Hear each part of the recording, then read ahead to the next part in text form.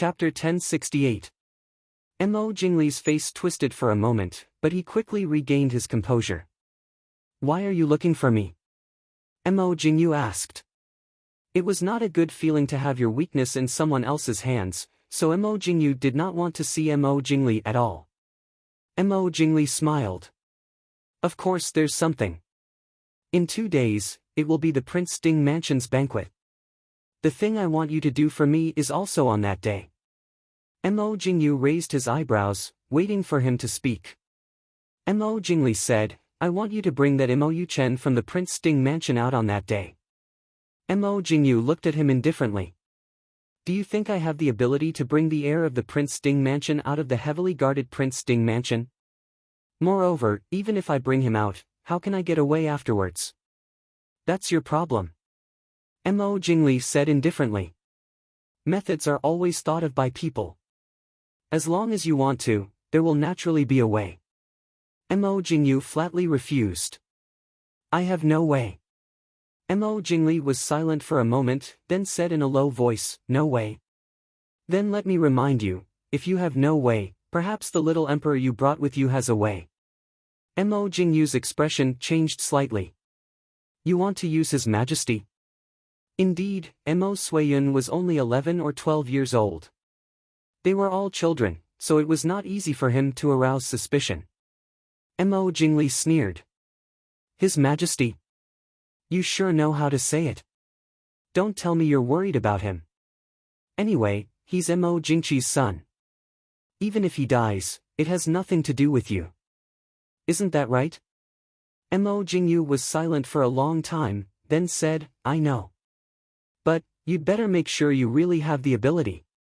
If you fail halfway, the Shadow Guard and Qilin of the Prince Ding Mansion are not to be trifled with."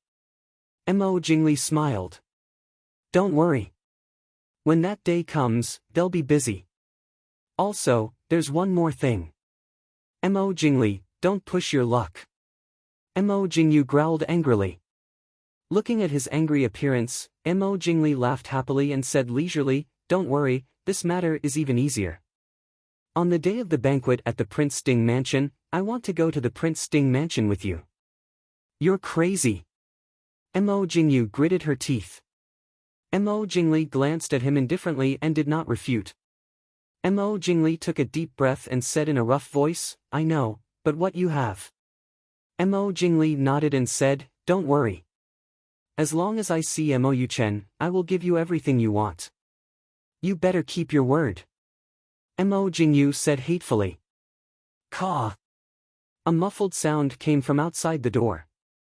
Mo Jingli's expression changed as he rushed out. "Who is it?" The door was opened, and a bright yellow voice hurriedly turned into the corridor.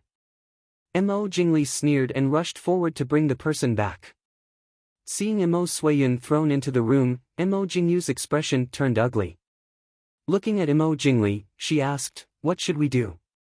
Mo Jingli snorted. "What do you mean, what should we do?" "Since he heard it, we'll just kill him." Mo Suiyun sat on the ground with a pale face, looking at the two people in front of him in horror. He accidentally saw someone enter Mo Jingyu's room, so he quietly came over to see who it was. He happened to see Mo Jingyu come back, but did not expect to hear their secret plan. He accidentally bumped into the wall and was discovered by Mo Jingli. "Uncle Yu." Mo Suiyun looked at Mo Jingyu in horror. Mo Jingyu frowned and said, "If His Majesty suddenly dies, it will arouse the suspicion of the Prince Ding Mansion." At that time, Mo Jingli thought for a while and also praised Mo Jingyu's words. The Prince Ding Mansion must be heavily protected by Mo Xiaobao now. It would not be easy to trick him out. At least among the people from Dechu State, Mo Suiyun had the highest chance. "But, I won't say anything. Uncle Li." Although Mo Jingli had changed a lot, Mo Suiyun still recognized Mo Jingli. The fear on his face deepened. Regardless of whether it was the princess or the prince, none of the people left behind by Mo Jingqi were not afraid of him. Mo Jingli narrowed his eyes and stared at Mo Suiyun for a while. He said indifferently, "If you don't want to die, be obedient." Mo Suiyun nodded repeatedly and wiped his tears. I'll be obedient. Uncle Li, don't kill me. Looking at his frightened appearance, Mo Jingli nodded with satisfaction and reached out to pull him up. Mo Suiyun stood up fearfully and felt uneasy under Mo Jingli's blade-like gaze. Mo Jingli looked at him and asked, "Do you know what you have to do?" Mo Suiyun hesitated for a moment and finally nodded. "Can you do it?" Mo Jingli asked. "Yes." Mo Suiyun nodded quickly and said, Mo Yuchen asked me to find him to play. I didn't go these days. I'll find him to play later. He will definitely come with me." Mo Jingli's lips curved into a cold smile. He raised his hand and patted Mo Suiyun's head, saying, "Very good, Uncle Li knows you are a good boy. As long as you bring Mo Yuchen out of the Prince Sting Mansion on the day of the Prince Sting Mansion banquet, you will still be the Emperor of Dechu State. Uncle Li won't hurt you." Mo Suiyun couldn't help shivering and whispered, "Uncle Li, I know." Chapter 1069. Mo Suiyun returned to his room and immediately closed the door. He lifted the quilt and stuffed himself in, hiding under the thick brocade quilt and trembling. He wasn't a particularly smiling person, but he believed that all his brothers and sisters had the same deep impression of this Uncle Li. In the palace in Nanjing, they saw with their own eyes how Mo Jingli tortured Mo Suiyun. And his malicious eyes that swept over them from time to time, each of them left a deep shadow on Mo Suiyun, who was still young at that time. This time, Mo Suiyun trembled fiercely and hugged the quilt even tighter. Just now, he clearly felt that Mo Jingli wasn't just scaring him, but really wanted to kill him. No, I can't die. I can't die. Mo Suiyun whispered, "What should I do, what should I do? Deceive Mo Yuchen out and let Mo Jingli kill him?" Mo Suiyun shook his head fiercely. Although he didn't like Mo Yuchen, and subconsciously regarded him as a future enemy. But now, he wasn't qualified to be compared with Mo Yuchen and the Prince Sting Mansion. Therefore, his current enemy was definitely not Mo Yuchen. And Prince Sting, that terrible white-clothed and white-haired Prince Sting. If he killed Mo Yuchen, Mo Suiyun couldn't help but tremble again. No, he absolutely couldn't provoke Prince Sting. But, what should he do? "Who wants you to die?" A laughing voice came into his ears. Mo Suiyun was startled, and after a long while, he suddenly lifted the quilt and saw Mo Xiaobao sitting by the bed and looking at him curiously with a smile. "Why are you here?" Seeing Mo Xiaobao, Mo Suiyun's face suddenly turned pale. He quickly got up and wanted to see if there was anyone outside. Mo Xiaobao tilted his head and smiled, "Don't worry, there's no one outside." Mo Suiyun breathed a sigh of relief, staring at Mo Xiaobao silently. Mo Xiaobao didn't care, sitting leisurely and looking at Mo Suiyun, who was standing by the bed in a daze. Actually, Mo Xiaobao also knew that compared to Mo Suiyun, he was definitely considered fortunate. At least, he had grown up happily under the protection of everyone, unlike Mo Suiyun, who had grown up in fear and trepidation in the harem. Now, he was being manipulated like a puppet by the courtiers and nobles of Dechu State. Under such circumstances, Mo Suiyun was still able to carefully conceal his thoughts. It was no wonder that Lord Father would look at him in a different light. Mo Suiyun was also sizing up Mo Xiaobao as he struggled in his heart. He knew that it was very likely that Mo Jingli had not left yet. If he called someone over now. Very soon, Mo Suiyun shook his head. Mo Xiaobao would definitely not come here alone. Even if he was naughty, the people of the Prince Sting Mansion would protect him in secret. Even if Mo Jingli killed Mo Yuchen, they would be the ones to bear Prince Sting's anger in the end. Unless Mo Jingli could kill Prince Sting. But, could Mo Jingli kill Prince Sting? Of course not. If Mo Jingli had this ability, it would not be his turn to sit on the throne now. So, Mo Yuchen could not be hurt. At least, Mo Yuchen could not die here. Go! Go quickly! Mo Suiyun came back to his senses and pulled Mo Xiaobao towards the window. Mo Xiaobao looked at him in surprise and said, "What are you doing? I came to play with you, and you want to drive me away like this?" Mo Suiyun said angrily, "I'm not feeling well today, you go first." The more anxious he was, the more relaxed Mo Xiaobao was. He leaned on the table with a smile and said, "If you're not feeling well, then rest. I won't disturb you." Mo Suiyun was so anxious that he wanted to cry. If he had the ability, he would have picked up Mo Xiaobao and thrown him out. Mo Xiaobao gently fluttered his long eyelashes and looked at him with a smile. He said slowly, "Why are you so anxious? It's as if you're afraid that others will know that I'm here." "Don't worry, this is Glass City. Even if King Yu knows that I came here secretly, he won't do anything to me." King Yu was nothing. Mo Suiyun cursed in his heart, "In short, hurry up and leave. I don't want to play with you today. I want to play with you. Why don't we go out and play?" Mo Xiaobao's eyes lit up as he said with a smile, "Young Master Mo, can I beg you to go back first?" Mo Suiyun couldn't help but groan. Whose life was he doing this for? Mo Xiaobao raised his handsome eyebrows and patted Mo Suiyun's shoulder. He laughed softly and said, "All right, I won't tease you anymore. Brother, if you have any difficulties, tell me. Is there anything that I can't handle in Glass City?" Mo Xiaobao acted as if they were brothers and had taken care of everything for their brothers. Mo Suiyun glanced at Mo Xiaobao with disdain. What could a kid who was shorter than him who only knew how to play do? He would be thankful if Mo Jingli didn't know that he was here and was killed by Mo Jingli. Mo Suiyun said snappily, "In short, hurry up and leave." Seeing that he was unwilling to speak, Mo Xiaobao didn't force him. He shrugged and said, "Then I'll go back first. If there's anything, get someone to find me at the Prince Ding mansion." "I got it, let's go." Seeing that he was finally willing to leave, Mo Suiyun naturally agreed and pushed him towards the window. Mo Xiaobao slapped his hand away and said, "It's enough to go to a place once. If I go through the window again, am I waiting to be caught?" Walking to a corner of the room, Mo Xiaobao leaped up and used the wall as leverage to sit firmly on the beam. He turned around and waved at Mo Suiyun.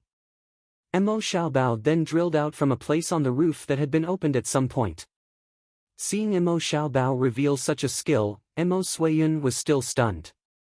Although he had seen many people with better qinggong than Mo Xiaobao, those people were much older than Mo Xiaobao.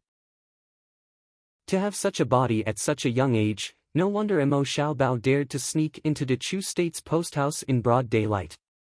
After finally sending Mo Xiaobao away, Mo Suiyun secretly heaved a sigh of relief.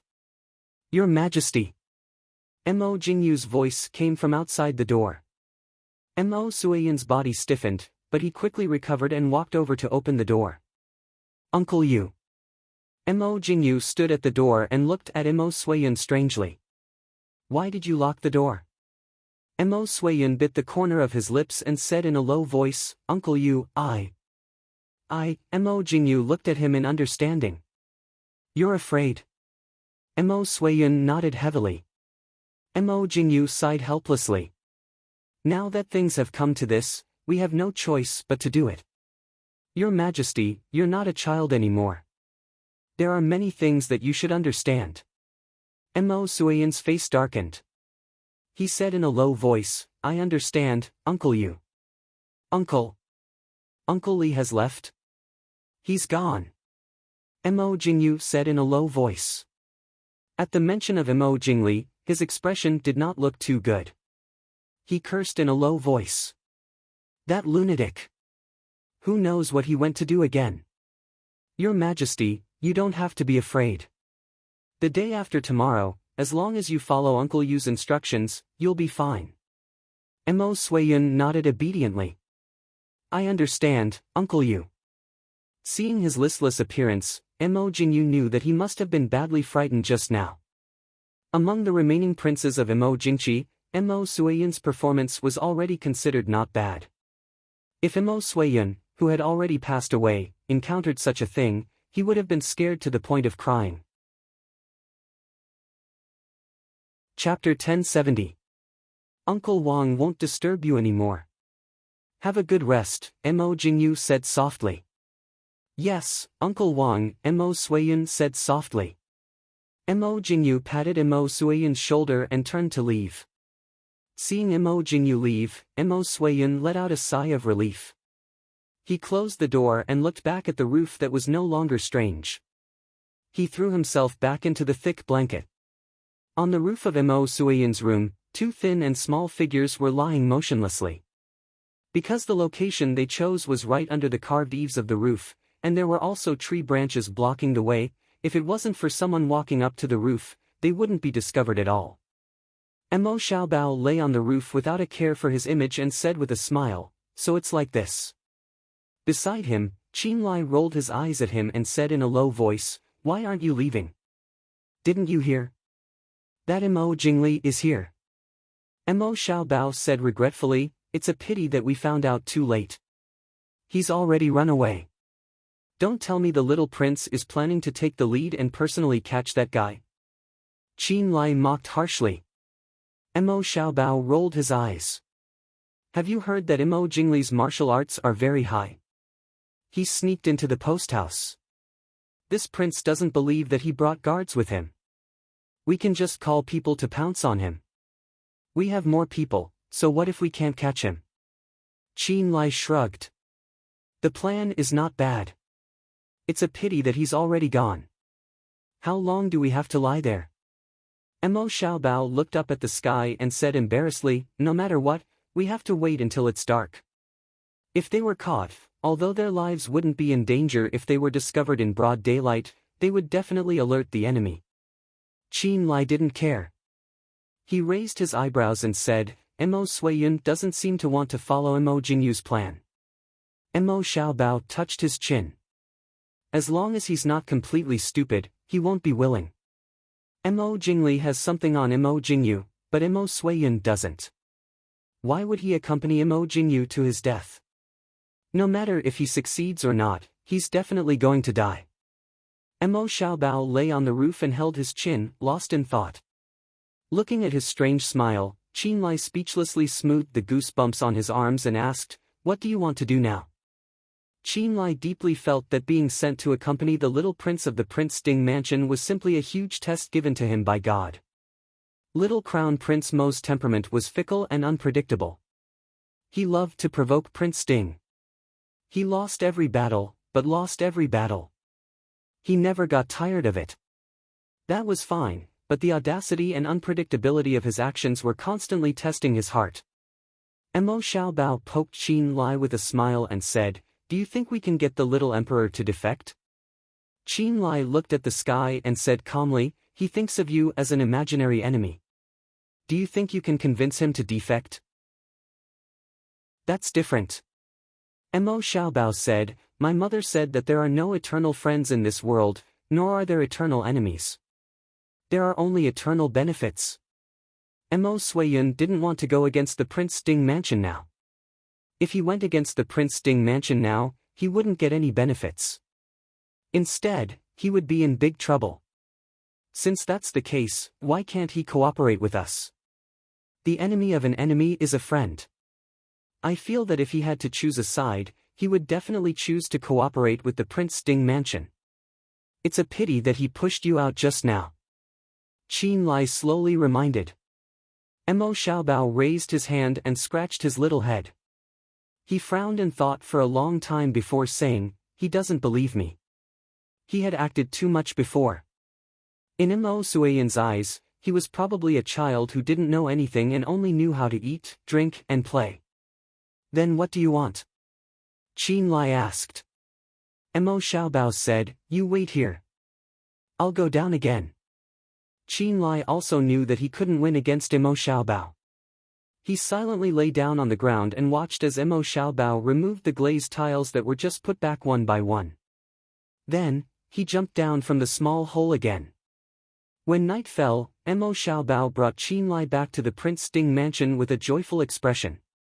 The moment he entered, he saw Uncle Mo, who was standing at the door waiting for them, giving him a pitiful look. Mo Xiaobao instantly felt that something was wrong. He hurriedly went up to Chief Steward Mo and smiled obediently. "Grandfather Mo," Chief Steward Mo hurriedly said, "this old servant doesn't dare." Little Shitzi can just call this old servant Chief Steward. Mo Xiaobao didn't care about this. He smiled and asked, "Grandfather Mo, where are my father and mother?" Chief Steward Mo said, "The prince and princess consort are waiting for little Shitzi in the study." Mo Xiaobao's shoulders instantly slumped. He said with a sad face, "It's over." When he left in the morning, he forgot to tell his mother and father that he would be back later.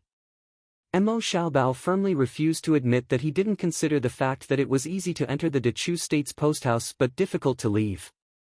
Furthermore, he got carried away by hooking up with a certain someone and forgot the time.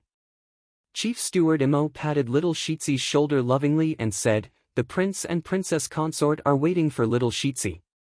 Little Shitzi, quickly go to the study." "Can I not go?" Mo Xiaobao looked pitifully at Chief Steward Mo. Chief Steward Mo gave him a helpless look. Mo Xiaobao could only lower his head and slowly walk towards the study. "Oh? Our little Shitzi is back." In the study, Mo Xiaoyao was reclining on the soft couch, lazily flipping open a book. Seeing Mo Xiaobao enter, he gave him a faint smile. Mo Xiaobao carefully looked at Yili sitting on the other side. His expression became even more gloomy.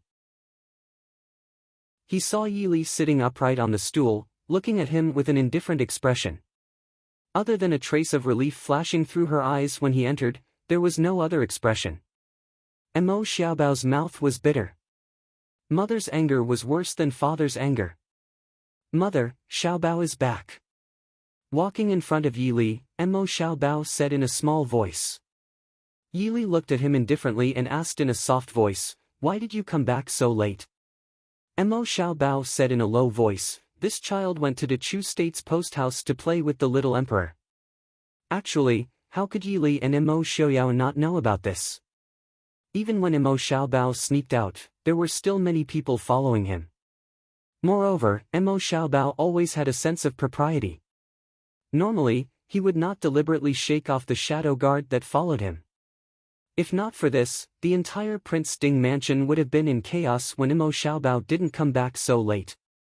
Yili smiled at him and said, "It seems like the Dechu State's posthouse is very fun. It made you forget the time to return home. Tomorrow, Mother will go and ask King Yu, what exactly is in the Dechu State's posthouse that attracts our little Shitzi." Yili never liked to restrict her child too much, so Mo Xiaobao had always been free to run around Glass City. But there was one rule. Other than Lishan Academy, he had to return home before sunset. Even if he was going to stay at the Su family temporarily, he had to send someone back to inform them in advance. But today, Mo Xiaobao didn't say anything until now. From beginning to end, he didn't tell anyone what he was doing.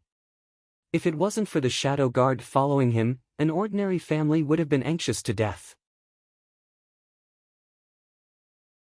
Chapter 1071. Mother. Xiaobao didn't think it through. Xiaobao knows his mistake. Mo Xiaobao admitted his mistake with a bitter face. He had hurriedly sneaked in to find Mo Suiyun and indeed didn't say anything. Perhaps he knew that the shadow guard was following him, so he was so fearless. "What did you do wrong?" Yili asked. Mo Xiaobao obediently lowered his head. Xiaobao shouldn't have sneaked out without telling mother and father. I shouldn't have come back too late and forgotten to let someone report and make mother worry. I shouldn't have sneaked out to find the little emperor of Dechu State. Looking at her son's lowered head and pitiful appearance, Yili's heart softened. She raised her hand to rub his little head. Mother and father didn't hide the big matter in Glass City from you. You also know that the queen and prince of Nanzhao were held hostage by Mo Jingli. Right now, Mo Jingli and Mo Jingyu's relationship is unclear, yet you still sent yourself to him. What if Mo Jingli injures you in a life and death struggle? What will you do then? Mother, this child was wrong. Feeling his mother's worry, Mo Xiaobao felt even more guilty. He felt that Imo Suiyun was very foolish and slow-witted and wanted to find him to get some information. He thought that in broad daylight, even if Imo Jingyu and Imo Jingli colluded, they wouldn't dare to do anything to him. However, he forgot that a cornered dog would do something desperate. If Imo Jingli completely lost his rationality and wanted to fight to the death with the Prince Ding mansion, he, who ran into Dechu State's posthouse, was the best bargaining chip. Yili raised her hand to knock his little head. She calmly said, "Since you know your mistake, you'll be grounded for 3 months. Write 30 pieces of calligraphy every day and bring them to your eldest uncle for inspection." Mother. Emo Xiaobao really wanted to cry. Of all the punishments, Emo Xiaobao hated being grounded the most. He couldn't leave his own courtyard, and no one would go find him to play. Only the teachers took turns to teach him. Not to mention the 30 pieces of calligraphy. Unlike copying books, the requirements for practicing calligraphy were much stricter. His eldest uncle, who was good at calligraphy, was even more strict about this. When Imo Xiaobao first started practicing calligraphy, there were times when he couldn't find a single piece that satisfied Su Qingchen. In other words, out of the 30 that his mother said, he might end up writing 40 or even 100. Yili looked at him indifferently, smiling without saying anything. Xiaobao instantly knew that there was no hope for his mother. He could only stare at Imo Xiaoyao, who was not far away. "Lord Father." Imo Xiaoyao sat up and raised his eyebrows at Imo Xiaoyao, who was looking at him pleadingly. He smiled calmly and said, "Li, it's not appropriate to punish Xiaobao like this." Yili raised her eyebrows and looked at Imo Xiaoyao in surprise. Normally, if he saw her punish Imo Xiaoyao, he would only complain that the punishment was too light.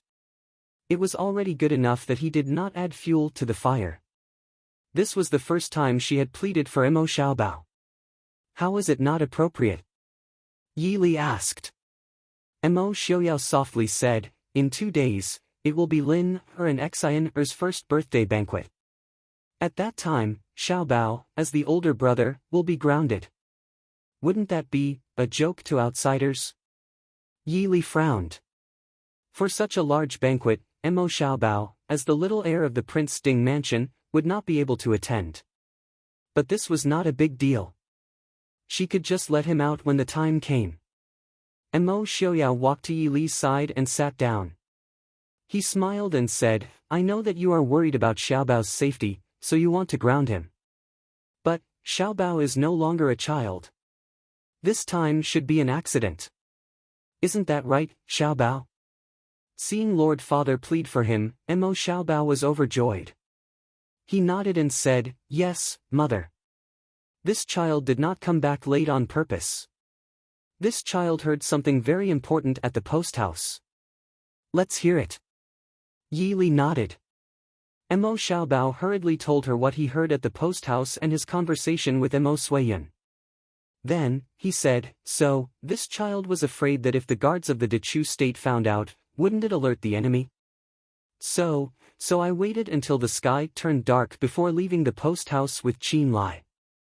Mother, this child really knows his mistake." Yi Li's expression changed slightly. "Mo Jingli is in the post house. Why didn't you let someone come out to report? If something happened." Mo Xiaoyao raised his hand to hold Yi Li's slightly cold hand. He looked at Mo Xiaobao and said, "So, you and Mo Suiyun have reached an agreement?"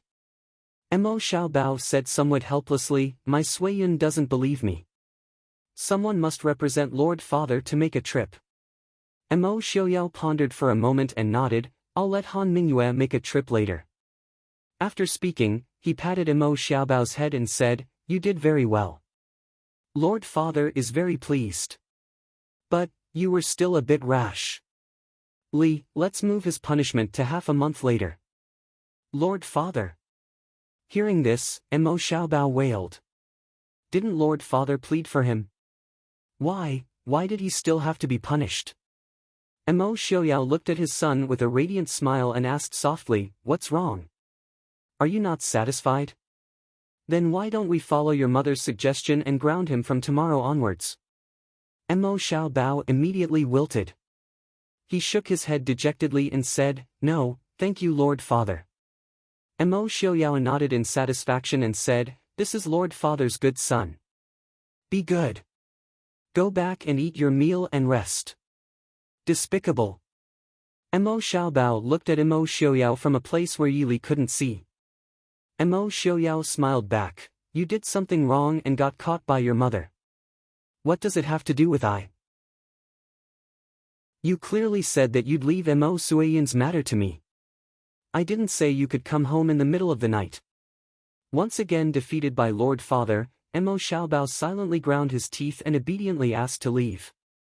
"Mother, Lord Father, this child will leave." Yili nodded and sighed. She rubbed her son's hair and said, "Go back and rest early." Seeing Mo Xiaobao leave, Yili helplessly sighed. Mo Xiaobao was too smart and learned a lot. She didn't want to restrict him like this. But he was still too young. His personality couldn't help but have a bit of a child's impulsiveness and willfulness. It made people worry. Mo Xiaoyao hugged her and softly comforted, "Don't worry, Xiaobao will slowly grow up. When I was his age, I couldn't even compare to him." This could be considered the highest praise Mo Xiaoyao could give to his son as a father. It was a pity that Mo Xiaobao would never know. Yili leaned in his embrace and lightly nodded. Chapter 1072. Lishan Academy. As usual, Mr. Qingyun sat leisurely in the bamboo forest behind the academy and drank tea. Now that Lishan Academy was on the right track, Mr. Qingyun was old and no longer suitable to teach personally. Other than Mr. Qingyun giving lectures to all the students every once in a while, most of the time, he was very leisurely. Today, the bamboo forest was very lively. Mo Xiaoyao, Yi Li, Mo Xiaobao, Lin Xian and the Su family were all gathered here. Even though he was very quiet as he got older, seeing his children and grandchildren gathered around him, Mr. Qingyun's face still had a few more smiles. Tomorrow is Lin and Xian's first birthday banquet. Why did you come out of the city today? Mr. Qingyun drank the tea that Yili personally brewed as he asked. Yili smiled and said, "It's because tomorrow is the first birthday banquet of the two little ones that we came to bring grandfather back to the city." Mr. Qingyun smiled and looked at her and said, "Am I so old that I can't go back to the city myself?" Mo Weo leaned against Yili and laughed softly, saying, "Clearly, Wang Fei said that she hadn't come to greet Mr. Qingyun after coming back for so long, so she came personally. Who knew that everyone would come along?" Yungu was also brought along by Su Qingchen. She smiled at everyone and said, "It's very fun outside the city. Everyone likes it." Yili looked guiltily at Mr. Qingyun. After coming back for more than a month, she didn't have time to come out of the city to greet grandfather. Even her fourth brother and Qing Yan, who just came back from outside, came. She really was too unfilial. Mr. Qingyun looked lovingly at Yili and said with a smile, "You all have important matters to attend to. Grandfather has always been here. Isn't it the same when I come? Why take such a small matter to heart?" Yili smiled faintly and said, "Li is unfilial. I made grandfather worry and let those people disturb grandfather." Mr. Qingyun shook his head and indicated that Yili didn't need to mind. She looked at Yili, then at Mo Xiaoyao who was sitting next to her, and then at the children in front of her. She nodded in satisfaction. When he married Yili to Mo Xiaoyao, Mr. Qingyun was actually not very satisfied. However, he had no choice but to do so. Mr. Qingyun had always felt guilty for not taking care of his daughter's only child. Fortunately, Li and that daughter of his who passed away early didn't believe in it. After so many years, the two of them became a celestial couple that everyone envied. Mr. Qingyun could tell that Mo Xiaoyao valued his granddaughter more than anything else. Mr. Qingyun was very satisfied that Yili could be so happy. He didn't care about these trivial matters. "I heard that many things have happened recently. The Queen of Nanzhao hasn't been found yet?" Mr. Qingyun asked. Su Qingchen frowned slightly and said, "Grandfather, don't worry. Princess Anshi and the prince should be fine. In these 2 days, there should be a result. After all, they were in the Prince Ding Mansion's territory. If they were really played by Mo Jingli, the Prince Ding Mansion wouldn't be able to survive.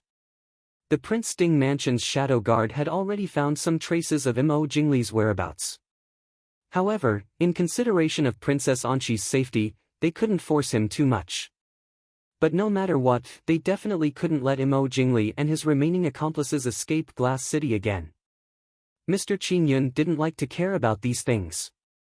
Hearing Su Qingchen's words, he relaxed and only said, as the saying goes, a cornered dog will jump over a wall. The characters of the Dechu State's imperial family. The old man shook his head and sighed, in short, you all have to be careful. Otherwise, Mo Jingli will fight to the death. Mo Xiaoyao nodded and said, I will remember Mr. Qingyun's teachings. Yili held Mr. Qingyun's arm and said with a smile, Grandfather, actually, we came here today to ask you about something else. Mr. Qingyun raised his eyebrows and said with a smile, you all did very well. What else is there for an old man like me to worry about? Yili smiled and looked at Su Qingfeng, Su Qingbai, and the others sitting on one side. Then she looked at the two Madame Su on the other side and said with a smile, I discussed with eldest aunt and second aunt that after Lin, Er and Xian Er's first birthday banquet, we will hold third brother and fourth brother's wedding. That's why I asked grandfather to go back and preside over the situation. Su Qingfeng and the others didn't expect Yili to suddenly say this. Su Qingfeng and Su Qingbai were fine, but Mo Huio and Hua Tianxiang immediately blushed. Mr. Qingyun looked at the two girls with a gentle expression and nodded with a smile, that's good. I remember, the 26th of this month is a good day. But, it's too rushed. Will we be able to make it in time? There's still time, there's still time. Our family has already prepared for a bad time. The two Madame Su repeatedly agreed. After waiting for their son to get married for so many years, it was finally here. Not to mention that there was still some time, even if it was tomorrow, they had to prepare it for him. Mr. Qingyun nodded and said with a smile, that's good. Then let's set it for today. Qingfeng, Qingbai, you're not young anymore. After you get married, you'll be adults. You have to represent Tianxiang and Huio well. Yes, grandfather. Su Qingfeng and Su Qingbai replied in unison. The children of the Su family generally got married late. Su Qingchen was still single after the new year. Therefore, before they got married, they were already able to take care of themselves. Mr. Qingyun was very confident in his grandson. He said this out of concern for the younger generation. After giving instructions to Su Qingfeng and Su Qingbai, Mr. Qingyun's gaze swept past Su Qingchen and Yunge. He shook his head helplessly and didn't say anything. Because of Yili's mention of marriage, everyone suddenly became excited. Other than Hua Tianxiang and Mo Huio, who were going to be newlyweds, everyone was excitedly discussing how to hold the wedding. Even Su Hongyu and Su Hongyan, who were always calm and collected, had smiles on their faces. Prince, Princess. Qin Feng quickly walked over and reported in a deep voice. Mo Xiaoyao asked, what's the matter? Qin Feng said, there's news of Nanzhao's Princess Anshi. Yili and Mo Xiaoyao looked at each other and stood up. Mo Xiaoyao said, let's talk about it when we get back. Yili nodded apologetically at everyone and said, we'll be leaving first. Su Qingfeng said with a smile, Li-er, don't worry. Third brother will guarantee that grandfather and father will be safely sent back to Li City. Su Qingfeng was the commander of Qilin. With him here, Mo Jingli wouldn't attack Mr. Qingyun even if he didn't have eyes. Yili nodded and patted Mo Xiaoyao's head to indicate that he should be obedient. Then, she followed Mo Xiaoyao out of the bamboo forest. Looking at the two leaving hand in hand, Mr. Qingyun smiled faintly and said, you came so early in the morning because you were worried that Mo Jingli would attack Lishan Academy? Su Qingfeng rubbed his head and said with a smile, it's better to be safe than sorry. Who can guarantee that Mo Jingli, that madman, won't attack this place? Mr. Qingyun glanced at everyone and said, "Then why did so many of you come here? Aren't you going to be wiped out?" Chapter 1073. Hearing this, those who came to join in the fun, such as Su Qingyan, quickly shrunk their heads and left after saying that they were going to take a stroll. Not long after, only Master Qingyun, Su Hongyu, Su Hongyan, Su Qingchen, Su Qingze, and Su Qingbai were left in the bustling bamboo forest. "Is there anything else?" Master Qingyun looked at his grandson and asked calmly. Su Hongyu hesitated and said, "There is something I need to ask father." Master Qingyun raised his snow-white eyebrows. "Is it related to Qingfeng and Qingbai's marriage?" If it wasn't because of this, Li Er wouldn't have suddenly mentioned Su Qingfeng and Su Qingbai's marriage. Although it was time for the two to get married, there was no need to rush it. Su Hongyu nodded and said, "That's right. These days, many aristocratic families have come to our door and expressed their intention to have a marriage alliance with the Su family." Master Qingyun frowned slightly and a rare trace of displeasure appeared between his brows. "Don't they know that Qingbai and Qingfeng are already engaged?" Su Hongyu smiled bitterly and helplessly. The rules and etiquette in this world were just for the common people who didn't know the truth to see. Which aristocratic family with a long history didn't have a bit of shameful things? Even a family like the Su family had a history of betraying its master and killing the emperor. Therefore, as long as they could achieve their goals and obtain the benefits they wanted, why would these people care if the young masters of the Su family were engaged? Moreover, although Hua Tianxiang and Mo Wuyo's status was noble, in the eyes of these people, there was only one word that could describe it: the decline of their family. Most importantly, even if Su Qingbai and Su Qingfeng were married, the most important young master of the Su family, Su Qingchen, was still single. "What did Li Er say?"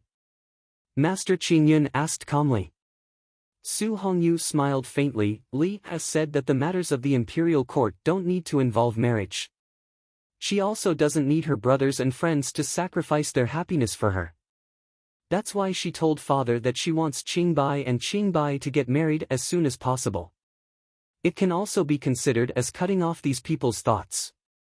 Li Er's personality and thoughts are really..." The people in this world had long been accustomed to linking the imperial court and marriage together. That was why there was the term marriage alliance.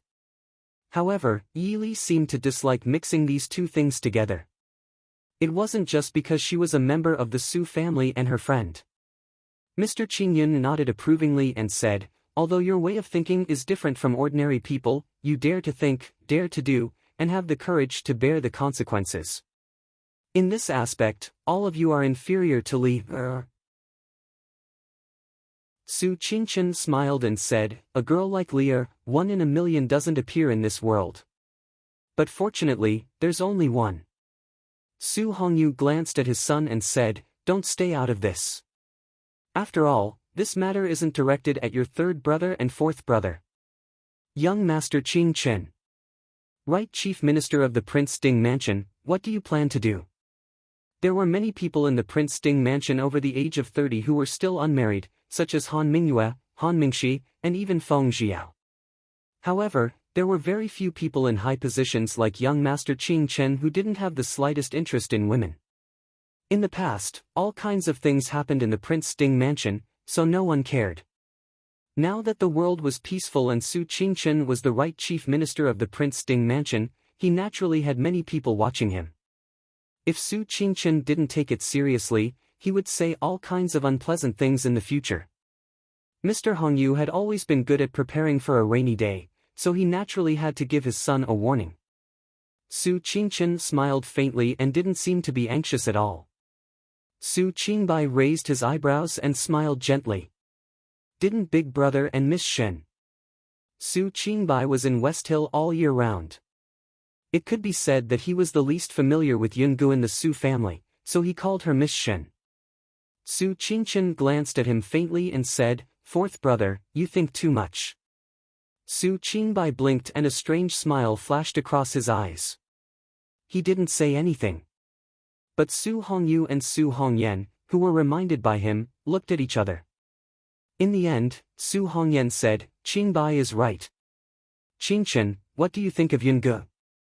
Your mother, second aunt, and your father all like this girl very much. If that's what you mean. Second uncle, you think too much.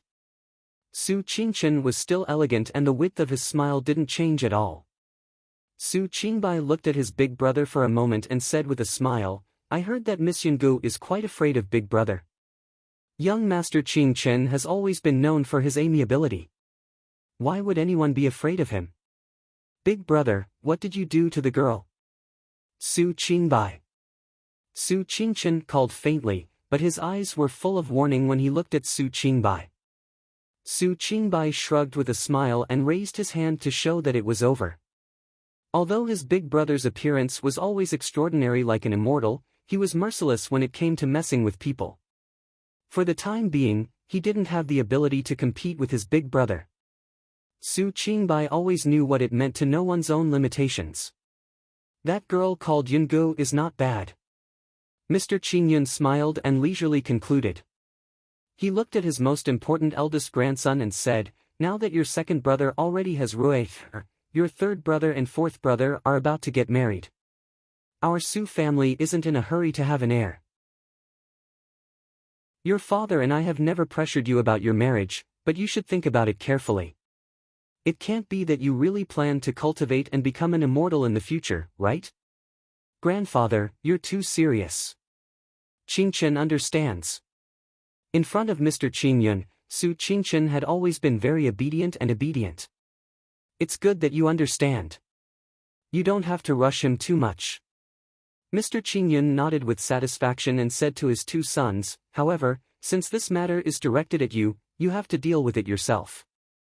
If you really like the daughter of a famous family, it's okay to marry her. But, your sister is right. The Prince Ding mansion doesn't need a marriage alliance, and the Su family doesn't need one. Do you understand? Qingchen will remember grandfather's teachings. Su Qingchen replied in a deep voice.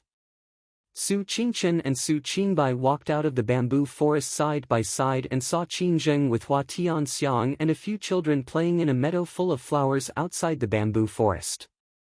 Su Qingbai's gaze turned from Mo Wuyo to Yungu, who was holding a bunch of flowers and smiling especially brightly. He said with a faint smile, in all these years, I've never seen a girl who can smile so happily. We have experienced too much, understood too much, and knew too much.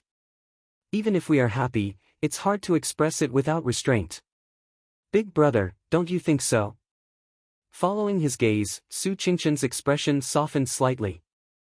On the green grassland, there were light purple, light yellow, light blue, and pink flowers decorating this piece of tender green heaven and earth. A beautiful yellow-clothed girl was holding a bouquet of colorful flowers, smiling happily. The faint sunlight sprinkled on her body.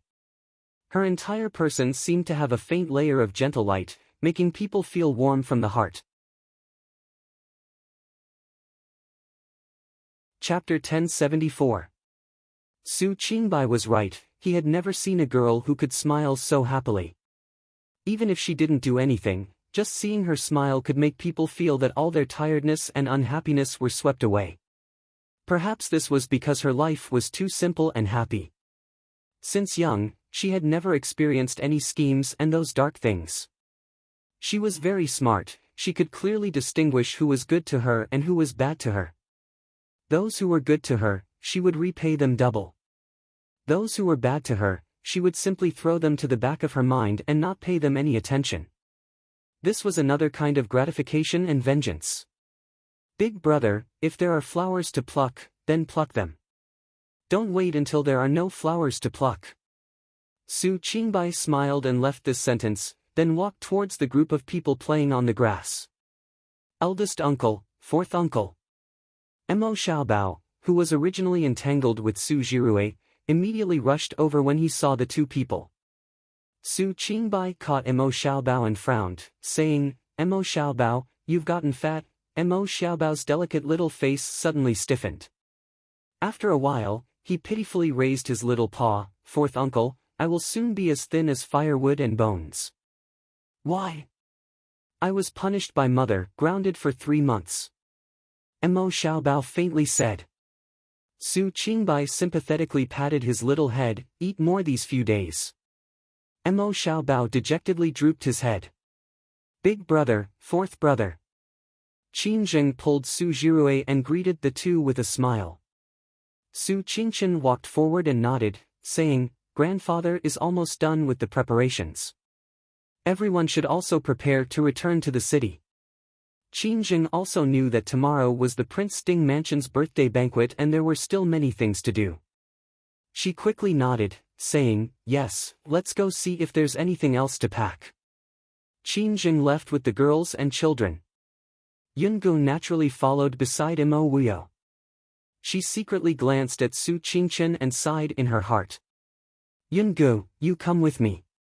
Su Qingchen's faint voice came from behind. The smile on Yun Ji's face suddenly froze. She turned around and stared blankly at Su Qingchen. Su Qingchen strolled in front of her and asked, have you finished the homework I told you to do? I'm done. Miss Yungu was at a loss. If they were not in Lishan Academy, she would have rushed to the study to get her homework for Su Qingchen to check. Su Qingchen frowned slightly and nodded. Let's go. Yungu nodded repeatedly and followed closely behind Su Qingchen. However, no matter how one looked at her back, it was bleak and desolate. Looking at their departing figures from afar, Su Qingbai couldn't help but chuckle. Fourth brother, what are you laughing at? Su Qingfeng suddenly appeared behind him and asked curiously. Su Qingbai shook his head and turned around with a smile. Naturally, he wouldn't put Princess Anxi and the child together with himself. But, if he really is living here, then Princess Anxi can't be too far away. Yili nodded in agreement with Mo Xiaoyao's opinion. She ordered, with this place as the center, see if there's any place within a radius of 10 li that can hide someone. Qin Feng acknowledged and left. Mo Xiaoyao turned and pulled Yili, saying, let's go in and take a look. The two entered the room. Because the Prince Ding mansion had just been searched by the Shadow Guard, the room was a bit messy. But even in its original state, the room wasn't much better. There was a simple and crude table with 4 long stools, a bed made of wooden planks, and a shabby old cabinet. There were also some shabby clothes on the bed. Other than that, there was nothing useful. Yili sighed softly and said, he's changed a lot. In the past, he wouldn't have been able to live in a place like this for so long. One could say that Mo Jingli was cruel and merciless, or that he was reckless and impulsive. In fact, Mo Jingli had never suffered much, so he always gave people a feeling that he was above everyone else. Living in such a shabby place for so long wasn't something that the old Mo Jingli would have been able to do. Mo Xiaoyao smiled and said, people change. If he wants to live, he naturally has to endure some things that he couldn't do in the past. Now it seems, the effect is quite good. For Mo Jingli to reach such a state of complete defeat, it's obvious that he hasn't suffered enough. Only through suffering could one rise above others. This sentence was not just for show. If Mo Jingli's current situation was compared to 10 years ago, perhaps Mo Jingli's future would have been bright. Mo Xiaoyao rejoiced in Mo Jingli's misfortune, not realizing that he was the one who caused all of Mo Jingli's suffering. Chapter 1075. What is this? Yili lowered her head and picked up a delicate box from the foot of the bed. She frowned. She opened it. It was a box of light red rouge with the scent of osmanthus flowers. Yili frowned in confusion. Why is this here? Could it be Princess Anxi was kidnapped and brought here? Yili quickly realized that something was wrong. She shook her head. No, even if Princess Anxi is special, Mo Jingli wouldn't provide her with rouge. But from the looks of the rouge, it didn't look like it was left behind by the previous owner of this house. The value of this rouge was enough to cover the expenses of a family in this village for half a year. It's not bad, Qin Feng. Mo Xiaoyao took it and looked at it. A strange smile appeared on his face. He handed it to Qin Feng, who was waiting at the door. Qin Feng sniffed it and said in a low voice, "This is the rouge that the fragrance pavilion in Glass City started selling last month. It's called Guanghan fragrance. You know a lot about it." Mo Xiaoyao looked at him with a faint smile. Qin Feng lowered his head in embarrassment. Yi Li smiled faintly. She remembered that Yaoji also liked the scent of osmanthus flowers. She shook her head. "I remember that the rouge from the fragrance pavilion is very expensive. Not many people can afford it. Go find out when it was bought." Qin Feng nodded in agreement. He turned and left to give orders. Mo Xiaoyao pulled Yi Li and said with a smile, "Let's go back. We won't find anything here. Tomorrow is the most important day." Yi Li nodded, "All right." No matter what Mo Jingli wanted to do, he wouldn't miss tomorrow. They really should make more preparations. In a dark and secluded cave, Princess Anxi was holding a baby. She looked at the baby lovingly. The baby had just had some breast milk and had fallen asleep. Fortunately, the child was quite well behaved. In the past few days when they were locked up, Mo Jingli came to visit a few times. Coincidentally, the child was asleep and did not anger the person who had obviously gone crazy. She lowered her head and counted the days. Tomorrow was the first birthday banquet of the little heir and princess of the Prince Ding mansion. Princess Anxi knew that whatever Mo Jingli wanted to do, he would do it in the next 2 days. She sighed softly and looked at the baby in her arms. "Baby, don't be afraid. No matter what happens, Mother will protect you." A tall figure appeared at the entrance of the cave. Mo Jingli walked in, his entire body brimming with anger. He glared at Princess Anxi furiously. "You're so carefree." Princess Anxi looked up at him and said indifferently, "What else can I do when I'm locked up here? You've never been here at this time. What's the matter?" Mo Jingli sneered and said, "The people of the Prince Ding mansion found my hiding place. But you don't have to be happy. Even so, they can't find this place." Princess Anxi said, "I'm not happy." She could not relax for a moment until the child was out of danger. Naturally, she could not be happy.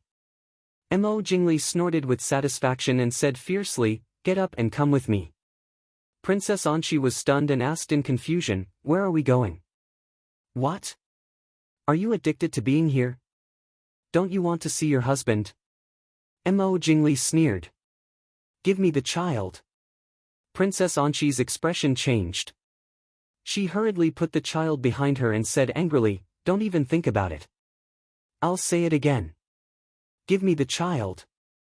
Mo Jingli said in a low voice. "Impossible.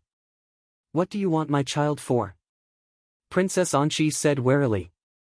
Mo Jingli did not argue with her. He directly went to take the child. Princess Anxi wasn't a weak woman who couldn't even truss a chicken. Naturally, she wouldn't submit so easily. But she was holding the child in one hand. She had been locked up here for a few days and had not eaten much. Her physical strength was weak. After a few rounds, Mo Jingli subdued her and took the child from her. "Shua." Princess Anxi cried anxiously. "Mo Jingli. What do you want? Give the child back to me." Mo Jingli held the child and glanced at Princess Anxi indifferently. "If he dares to act rashly again, I'll strangle him to death." Princess Anxi immediately froze. She did not dare to move her eyes and stared at Mo Jingli's hand on the child's neck. She was afraid that he would hurt the child if he used too much force. Seeing her like this, Mo Jingli nodded with satisfaction and said with a smile, "Very good. Someone will disguise you later and take you into the city. You'd better behave and not cause any trouble. Otherwise, I'll make sure you see this little thing die miserably." Princess Anxi's expression changed and her face turned as pale as paper. "Don't hurt Shua. He's innocent. If you have any problems, come at me." Mo Jingli glanced at her and said with a smile, "Don't worry. As long as you're obedient, I won't hurt the child." What a cute child. My son. I've never seen him when he was this old. Princess Anshi composed herself and said in a low voice, "You'd better keep your word." Mo Jingli smiled coldly. He turned and walked out with the child. Soon, he disappeared into the cave. Princess Anshi stared blankly at the entrance of the cave. After a while, she finally came back to her senses. "Sure, don't be afraid. Mother will save you." Princess Anshi murmured softly. A determined light flashed in her eyes. Two men in plain clothes rushed in from the entrance of the cave. They walked up to Princess Anshi and said in a low voice, "Your Highness, His Majesty ordered us to disguise you." Princess Anshi glanced at them coldly and said in a low voice, "Let's begin." Chapter 1076. On this day, Glass City was exceptionally lively. The last time it was so lively was a year ago at Master Qingyan's birthday banquet. But at that time, most of the guests who came to the banquet came with ulterior motives. But this time, they were all in a different mood. There was a complicated feeling of awe and admiration, as well as the vague intention of showing goodwill.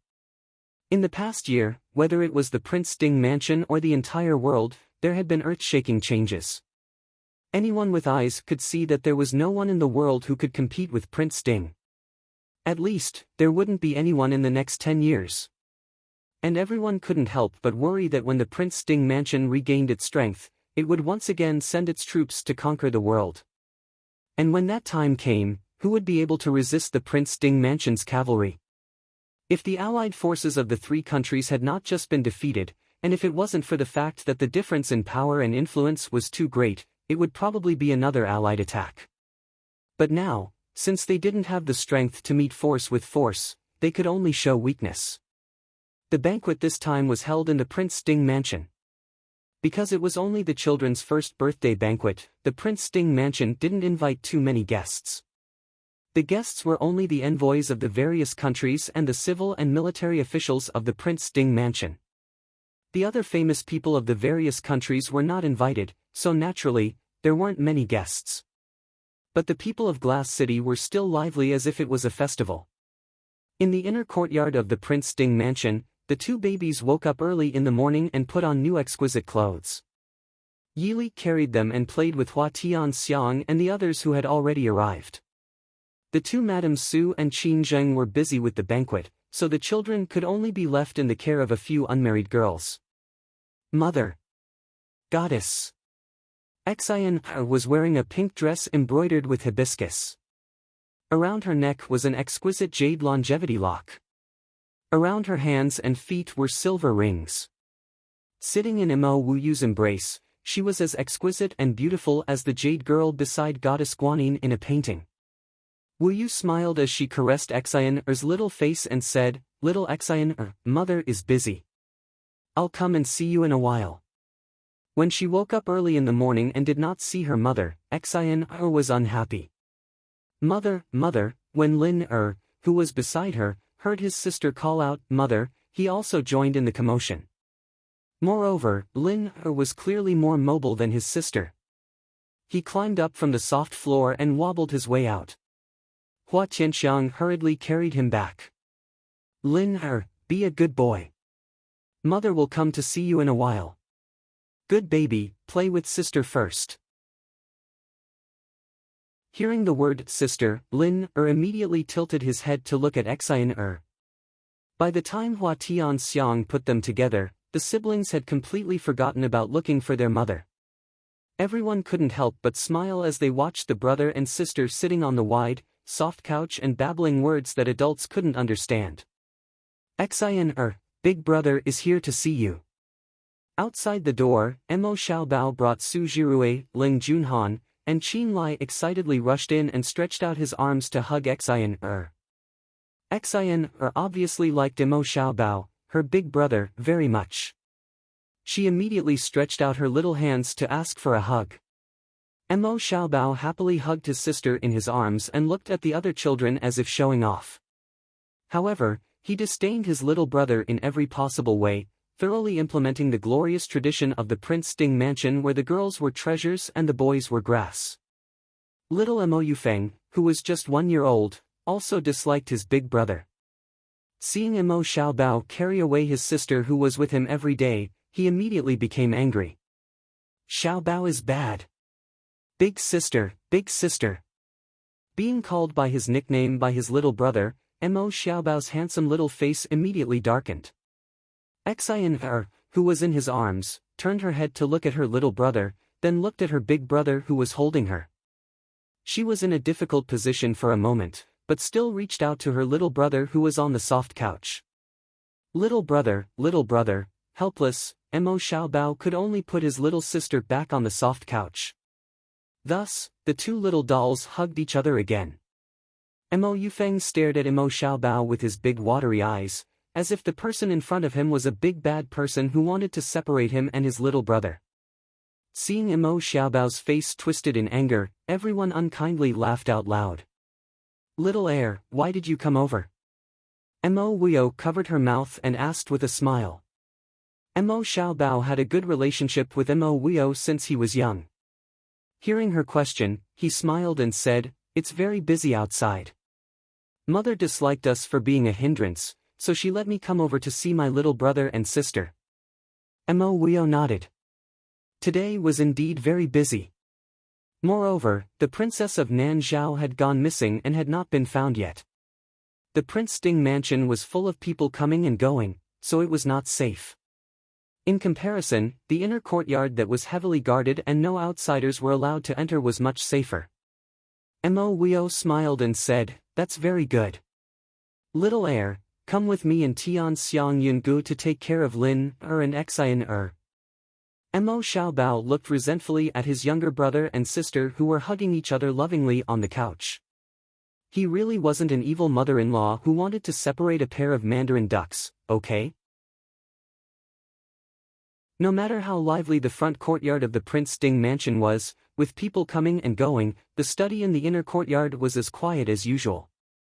As the hosts, Mo Xiaoyao and Yili did not go out to receive guests. Instead, they leisurely sat in the study and read. With the Prince Ding mansion's current strength and status, there were very few guests that they could personally receive. Moreover, guests with truly high status would not arrive early. Mo Xiaoyao leisurely flipped through some unofficial history.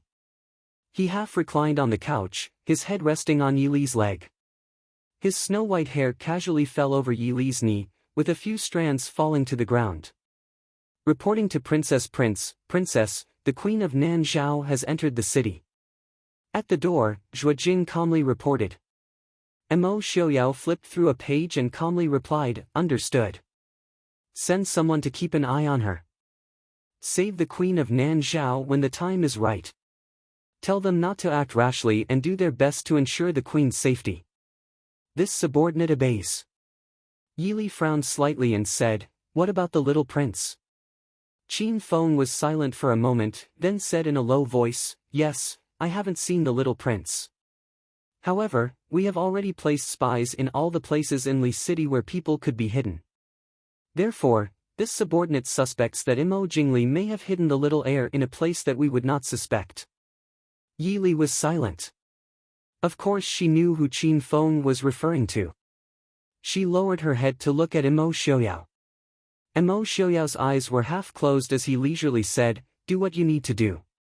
You must save the little prince of Nanzhao. Right now, Nanzhao is very important to us."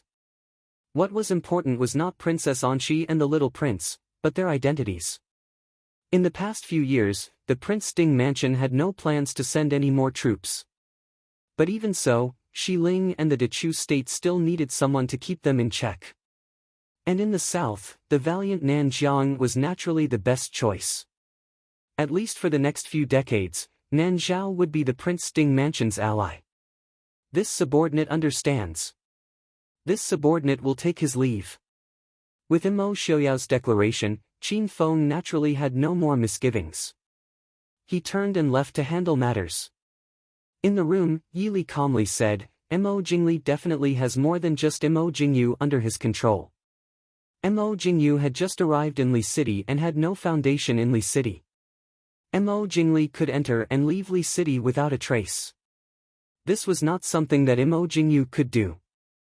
There must be someone who was extremely familiar with Li City's environment and various matters helping him in secret.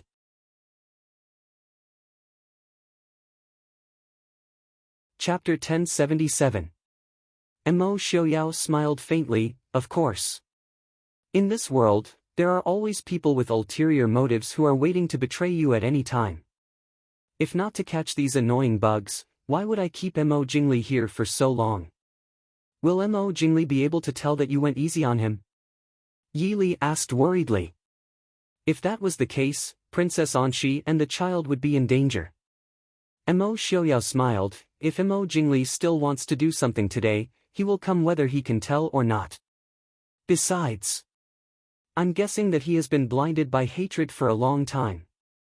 Even if I went easy on him, he won't be able to tell. You know him well, Yi Li said with a frown. Actually, in Yi Li's view, Mo Jingli's hatred for Mo Xiaoyao came out of nowhere. On the battlefield, victory and defeat were common. One had to bear the consequences of victory and defeat.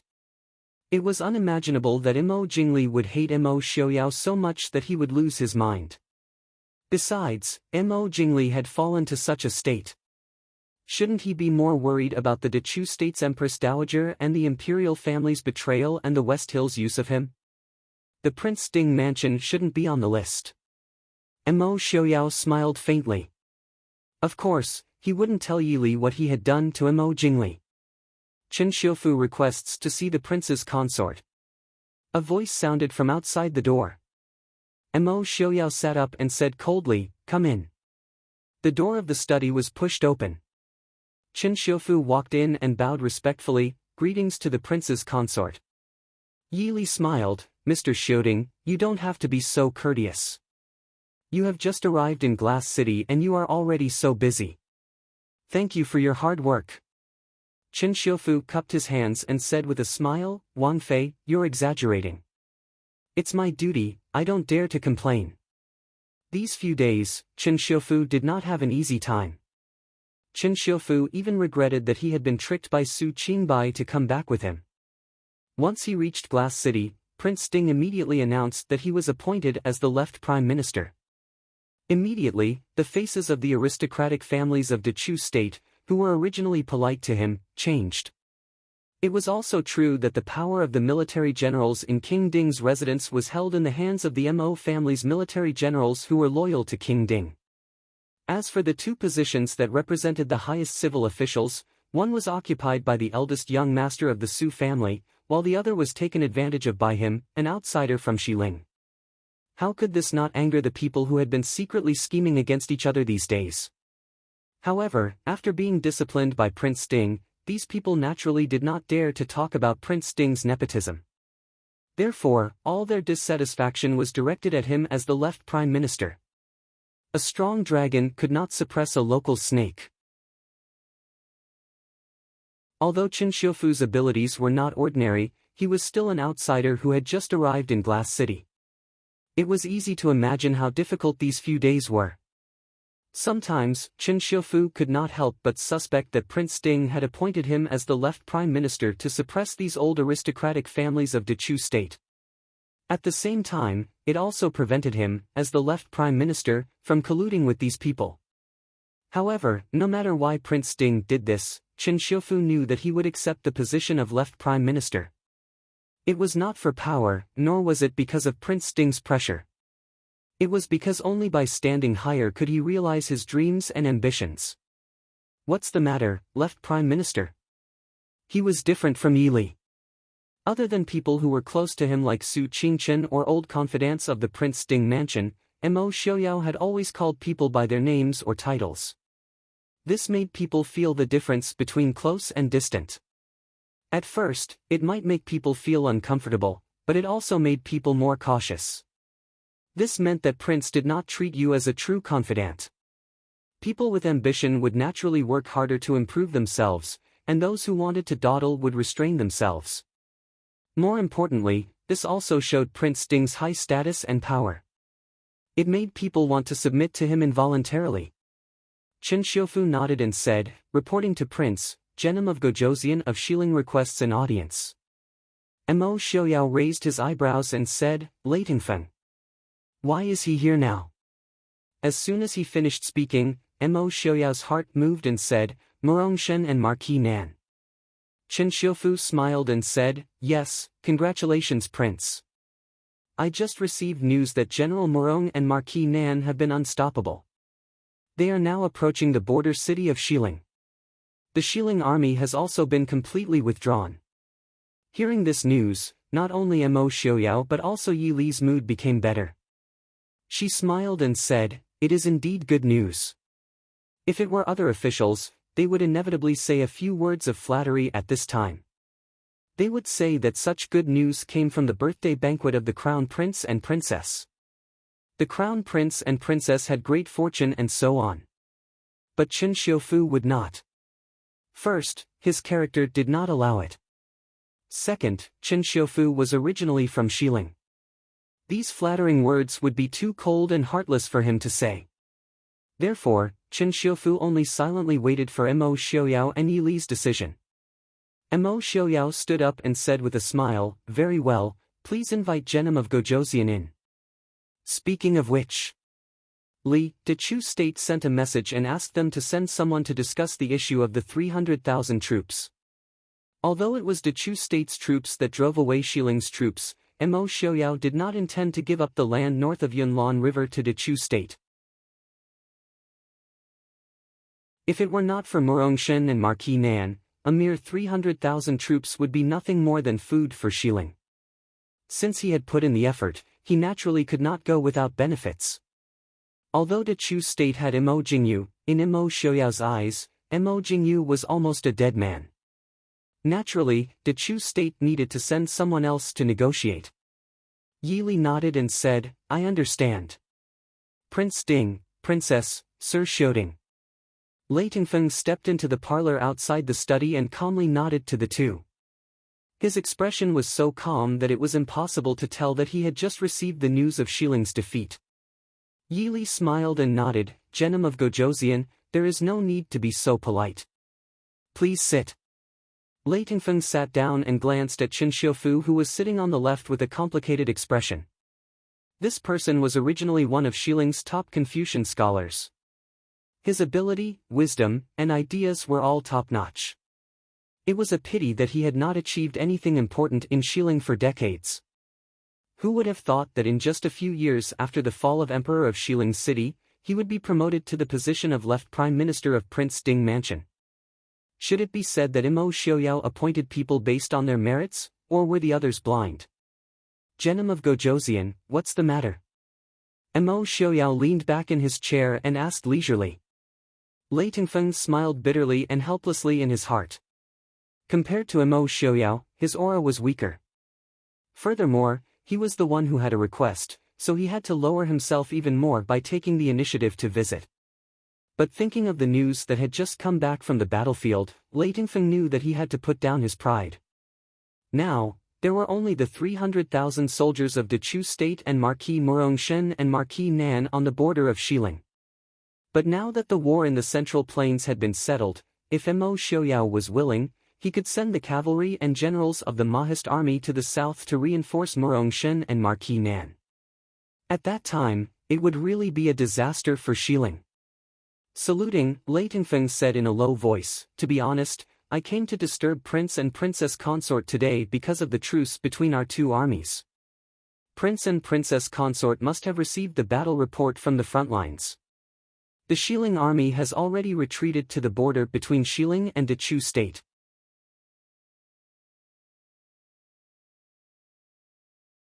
Chapter 1078.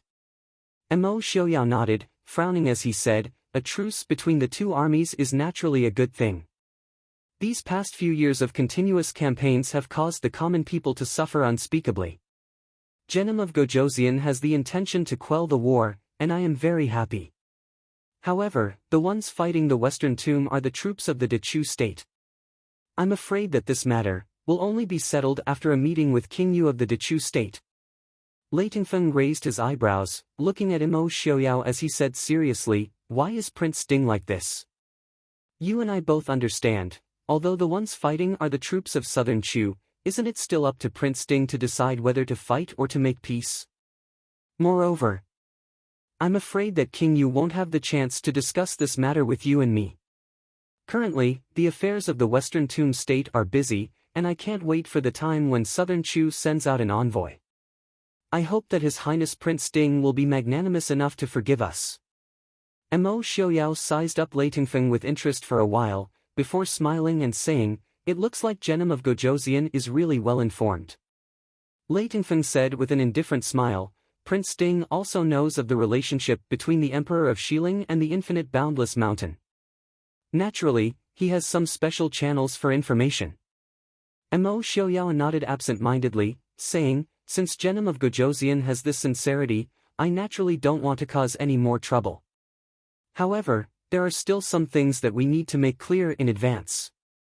Lei Tingfeng frowned slightly. "Our army will completely withdraw from the Dechu state. In addition, I's information on the Dechu state and Mo Jingli can also be given to Prince Ding. I wonder if His Highness Prince Ding has any other requests?" Mo Xiaoyao raised his eyebrows and smiled. "Well, of course it's compensation. The South is rich, and West Hill has benefited a lot from the Central Plains over the years. Has Genom of Gojoseon never thought of compensating the people of the Central Plains?" Lei Tingfeng looked at Mo Xiaoyao's carefree little face in silence. Actually, Lei Zhenting and Lei Tingfeng were wrong to say that the West Hill had treated the people of the Central Plains. After all, Xiling and the northern tribes were different. Although they belonged to two different countries, they were of the same origin. Moreover, Lei Zhenting had always treated the place as his own territory. In terms of intelligence, Lei Zhenting's ability was not something Mo Jingli or Mo Jingqi could compare to. Therefore, in general, the lives of these people were not bad. However, Lei Tingfeng was the one who had lost the war and was the one who had taken the initiative to invade. As the victim and the victor, he had no reason to refuse the compensation. Taking a deep breath, Lei Tingfeng lowered his eyes and said, "West Hill can compensate the Prince Ding mansion with 30 million taels of silver." Mo Xiaoyao shook his head. 80 million taels. Most of West Hill's silver mines are in the south. West Hill should be able to afford this, right? Lei Tingfeng's expression changed. He shook his head and said, "At most 40 million taels." Mo Xiaoyao naturally understood the logic of asking for a sky-high price and asking for a low price. He tilted his head and smiled at Yi Li, then raised his hand to Lei Tingfeng and said, 70 million taels. No, 45 million taels. Prince Ding, West Hill cannot afford a higher price.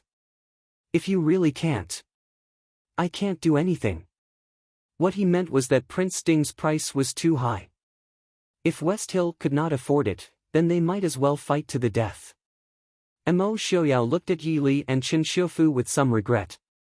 He smiled and said, "Well, let's round it up.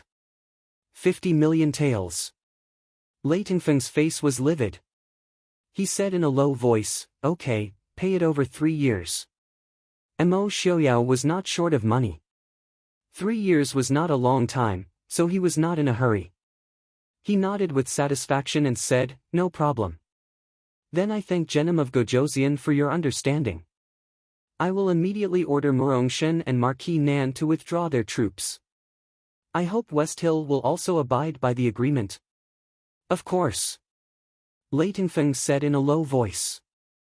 Lei Tingfeng agreed readily. Mo Xiaoyao was also in a good mood.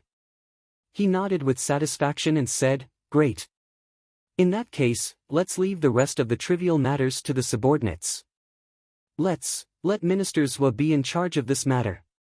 Qin Xiufu was stunned. He quickly stood up and said, "Yes, sir." Qin Xiufu understood that this was trust in him, and also a test for him. The matter of negotiating with West Hill was left to him, a West Hill citizen, to be in charge. Even if Prince Ding had expressed his trust in him to the officials of Glass City and entrusted him with important tasks, Lei Tingfeng was stunned. He looked at Chen Xiufu and nodded. In that case, I will have to trouble Minister Chen. Today, the Prince Ding mansion is busy. I will take my leave first. Chen Xiufu said indifferently. Genom of Gojoseon is too serious. Mo Xiaoyao nodded and said, then I will not accompany Genom of Gojoseon.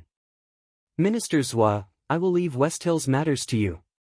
Yes, Genom of Gojoseon, please. Lei Tingfeng and Chen Xiufu said their goodbyes and left the flower hall. Yili looked at the empty doorway and said indifferently, Lei Tingfeng, compared to Lei Jinting, he is still a little inexperienced. Mo Xiaoyao smiled and said, it is already not bad. He can't become the second Lei Jinting in the border city after Lei Jinting's death. Also, he can't become Lei Jinting. But, to be able to endure, is already not bad. Lei Jinting had fought his way out of the many princes of the late West Hill Emperor. Even though he did not sit on the throne, he took over the power after the late West Hill Emperor passed away. This ability was not something that Lei Tingfeng, who had been pampered and protected by Lei Jinting since he was young, could have. It was already very good that Lei Tingfeng could hold his ground at the crucial moment and endure when he needed to. In time, he should become a good lord of preservation. But to be as awe-inspiring as when Lei Jinting was still around, it would be a little difficult. Li, why do you care about how he is? You should think about how we are going to spend the 40 million compensation from West Hill. Mo Xiaoyao hugged Yi Li and laughed softly. 40 million was definitely not a small amount for the Prince Ding mansion or West Hill. Otherwise, Lei Tingfeng would not have insisted on paying it off in 3 years. With this money, the Prince Ding mansion's losses from the war over the past few years would basically be covered. Not to mention the territory under the Prince Ding mansion's control today, which was close to 4/5 of the former De Chu state's territory and 1/3 of West Hill's territory. Now, the Prince Ding mansion's area was larger than the existing West Hill and De Chu states combined. Now that everything had been temporarily settled, all the benefits had been taken by the Prince Ding mansion. Yili looked curiously at Mo Xiaoyao and asked, how do you want to spend it? The war compensation was naturally put into the Prince Ding mansion's treasury. Obviously, Mo Xiaoyao had no room to spend it however he wanted. Yili and Mo Xiaoyao had always separated public from private matters. Even if the entire Prince Ding mansion belonged to them, the two of them would never use the money in the public account for personal use. Fortunately, the two of them were not people who liked extravagance, so they never had to worry about money. Mo Xiaoyao played with Yi Li's hair. Thinking about Yi Li's words, he felt a bit helpless. I want to build a beautiful palace for Miss Li. Seeing his dejected appearance, Yi Li couldn't help but smile. A few days ago, you said that you would accompany me to go sightseeing in a few years. When your palace is built, who will live in it? Mo Xiaoyao raised his head to look at her and said seriously, I want to give Miss Li the most magnificent and exquisite palace, the most beautiful clothes and jewelry, and the most exquisite delicacies. As long as Li wants it, I will find it for Miss Li. Yi Li smiled at him and said with a faint smile, I didn't know that I had the potential to be a beauty who could destroy a country. A waste of money and manpower. I just want our family to be safe and happy together. I just want to be able to do what I want to do. After so many years, seeing that we can live peacefully and happily, I feel like I've already gotten what I want. Miss Li has never told me what she wants. Mo Xiaoyao said with a bit of regret and unwillingness. Miss Li did not have any extravagant desires for power, clothes, and jewelry. Even Mo Xiaoyao was not sure what she liked or hated. This was something that Prince Ding was always worried about. Because what I want, you've already given me. Yi Li said with a faint smile. Given you? Mo Xiaoyao was a bit confused. Yi Li leaned into his embrace and said softly, a lifetime, a generation, a pair. Only this is what I want. Mo Xiaoyao stilled. He raised a hand to tightly wrap around her slender waist and said in a low voice, a lifetime, a generation, a pair. Mo Xiaoyao, in this life, only has Miss Li, there was no oath or pledge of eternal love. Mo Xiaoyao just said it lightly. It was like a simple statement, but it was more comforting than any oath. Yi Li nodded slightly. I know. I also feel the same. Chen Xiufu accompanied Lei Tingfeng out of the study. The two walked side by side. Lei Tingfeng looked at Chen Xiufu beside him and couldn't help but smile. It seems that Mr. Xiuding is greatly valued by Prince Ding and Wang Fei in the Prince Ding mansion. Chen Xiufu said seriously, Chen Xiuding is very grateful for Prince and Wang Fei's kindness. Lei Tingfeng thought for a moment and asked with a smile, if I am willing to make you the Prime Minister of West Hill, would you be willing to deign to return to West Hill and assist I? Chen Xiufu looked at him calmly for a moment and shook his head gently. A loyal minister will not serve two masters. Chen Xiuding does not dare to claim to be loyal, but I am also not a two-faced and indecisive person. Chen Xiuding does not dare to accept Genom of Gojoseon's kindness. Lei Tingfeng was originally just testing him. Naturally, he didn't expect Chen Xiufu to change sides and return to West Hill so easily. But Lei Tingfeng felt a little uncomfortable after being rejected so cleanly by Chen Xiufu. He stopped and looked at Chen Xiufu, asking, does Mr. Xiuding have any advice on the current situation of West Hill? This, you should be able to say. Chen Xiufu hesitated for a moment and finally said, a ruler is not a ruler, a minister is not a minister, or a minister is not a minister, or a minister is strong and a master is weak. This is not the way to go in the long run. Genom of Gojoseon should make plans early. Lei Tingfeng was stunned and wanted to ask again, but Chen Xiufu didn't intend to say anything more. He turned sideways and raised his hand to Lei Tingfeng, Genom of Gojoseon, please. Lei Tingfeng could only suppress the questions in his heart and nodded, Prime Minister Chen, please.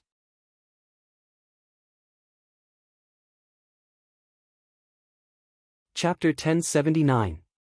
Chen Xiufu and Lei Tingfeng walked out of the gate, and two people appeared at the corner of the corridor.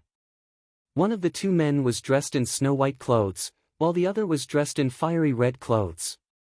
Feng Zhiao looked at the place where the two men stood and frowned. Prince gave Mr. Xiuding the matter of West Hill to handle. Will there be any problem? It was not that he did not believe in Chen Xiufu's loyalty to the Prince Ding mansion, but Chen Xiufu was originally from West Hill. It was more troublesome to give this matter to him than to an ordinary subordinate of the Prince Ding mansion. Chen Xiufu might be put in an awkward position. Su Qingchen shook his head slightly and said indifferently, with Mr. Xiuding's ability, it is not difficult to handle this matter. His character is absolutely trustworthy. Therefore, Prince Ding handed this matter to him to handle. As long as he can handle this matter well, he will be able to sit firmly in the position of left Prime Minister. No one can say anything. Feng Zhiao nodded. Anyway, he was far inferior to Mo Xiuyao and Su Qingchen when it came to guessing people's minds. Since these two people felt that there was no problem, naturally there was no problem. The week of catching is about to begin, but these two parents are missing. Let's go and remind them. Otherwise, the guests will wait for a long time. Su Qingchen smiled faintly and said, they are in the study. I will go to the inner yard to bring Lin and Xian out. I will have to trouble you to inform them. Feng Zhiao watched Mr. Qingchen leave and shrugged. He turned and walked in the direction of the study. The Prince Ding mansion's week of catching was set at noon after lunch. After the guests came to the mansion to watch the two little princes and the little princess's week of catching, they could directly participate in the evening banquet after a short rest. In fact, for one-year-old children, the so-called evening banquet was not important. Those who participated were all adults. For them, the most important thing was catching. In the inner courtyard, Hua Tianxiang and the others were circling around the two babies. Because they were worried that the babies would be sleepy, they had coaxed them to sleep in the morning. When Su Qingchen arrived, the two babies had just woken up and were full of energy. Especially the more lively Lin, he was crawling here and there. He even wanted to climb up and down. The girls and the child's wet nurse could only keep an eye on him, afraid that he would accidentally bump into something. Xian, on the other hand, was quite quiet. She just sat on the soft couch obediently and watched her brother walk around on the floor. She clapped her little hands and cheered as she crawled around. Hearing his sister's voice, Lin Er became even more excited and began to toss and turn even more violently. Yaya. Ninth, Uncle. On the soft couch, Xian Er pointed at the door and called out happily. Everyone looked at the door and saw Su Qingchen standing at the door looking at Xian Er with a smile. Mo Wu Yu pinched Xian Er's little face and smiled, "Little girl, when the time comes, you'll be smart enough to call me uncle and recognize people." Su Qingchen came in and bent down to carry Xian Er. He smiled and said, "Xian Er, are you calling uncle?" "Hee hee. For a long time." "Uncle." Xian Er obviously liked this uncle of hers very much. She sat in Su Qingchen's arms and giggled non-stop. Lin Er looked at his sister and then at Su Qingchen who was standing in front of him. He walked over shakily and tugged at Su Qingchen's clothes. "Hug, sister." Su Qingchen looked at Xian Er in his arms and then at Lin Er who was tugging at his clothes. His face stiffened. Everyone looked at the elegant young Master Qingchen carrying a child in one hand and another child tugging at his clothes at his feet. They suddenly felt that this scene was funny no matter how they looked at it. Young Master Qingchen and the matter of carrying a child seemed to be completely unrelated. Mo Wuyu leaned on Hua Tianxiang's shoulder and covered his mouth to stifle his laughter. Su Qingchen looked at the two babies in front of him helplessly. Although young Master Qingchen was famous, Su Qingchen's children were not very popular. For example, Su Jirue from the Su family and Ling Junhan, who was like a little demon, did not like to get close to Su Qingchen. However, it was clear that the children of the Prince Ding mansion would like this uncle very much. Su Qingchen could only put Xian Er down helplessly. He squatted down and hugged the two babies in his arms. The excited babies smiled and comforted him. "Big brother, why are you here too?" At the door, Yili looked at everyone with a smile. Behind him, Mo Xiaoyao glanced at the two children who were playing happily in Su Qingchen's arms. He walked forward and reached out to Xian Er. "Xian Er." Xian Er blinked her bright eyes and smiled innocently at Mo Xiaoyao. "Daddy, hug." "Nyang nyang." Mo Xiaoyao carried his daughter in his arms proudly. Lin Er leaned in Su Qingchen's arms and blinked at Mo Xiaoyao. He pouted and turned around to face Mo Xiaoyao with his butt. Children, especially children who had been together all the time, would always want to do whatever one of them did. Lin Er might not really like Mo Xiaoyao hugging him, but seeing that Mo Xiaoyao only hugged his sister and ignored him, he still felt unhappy. Mo Xiaoyao bent down and picked Lin Er up from Su Qingchen's arms. He smiled and said, "Little brat, you know how to be jealous of your sister at such a young age?" Lin Er didn't feel uncomfortable being picked up by his clothes. Instead, he shook his little body and giggled. Mo Xiaoyao had always been gentle and loving when he carried his daughters, but he wasn't so polite when he carried a boy. Even Mo Xiaobao was carried around when he was young. Yi Li stepped forward and took Lin Er from his arms. She glanced at him reproachfully before looking at Su Qingchen with a smile. "Big brother, are you free now? I didn't expect you to come here." Su Qingchen glanced at Mo Xiaoyao unhappily and said, "How could I be free? Father, second uncle, and chief steward Mo are watching outside. I came in to rest for a while. Also, the auspicious hour is about to arrive. I came to see if Lin Er and Xian Er are ready." Mo Xiaoyao didn't mind. What do they need to prepare? Wasn't it just a matter of putting things on the table and letting them grab whatever they wanted? Su Qingchen smiled but didn't say anything. She walked to the side and sat down. She looked around the room and asked, "Aren't Xiaobao and the others here?" Hua Tianxiang said, "They just said it was boring in the inner courtyard and wanted to go out and watch the fun." Su Qingchen frowned and nodded, "Tell them to be careful. There are a lot of people today." Mo Xiaoyao smiled, "I sent people to follow them. Nothing will happen." Not long after, the auspicious hour arrived. The ceremony was set to be held in the main hall of the Prince Ding Mansion's front yard. When Imo Xiaoyao and Yili arrived with the two babies, the main hall was already filled with guests. Lei Tingfeng, Imo Jingyu, Yelu Hong, and the other envoys were all present. Even Pu He, who had just been injured and was worried about the safety of Princess Anqi and the little prince, was present. There were also the civil and military officials of the Prince Ding mansion. As long as they were in Glass City, they were all high-ranking officials. Naturally, the one sitting at the head of the table was the white-haired Sir Qingyun. Seeing Yi Li and Imo Xiaoyao arrive together, everyone hurriedly stood up to greet them.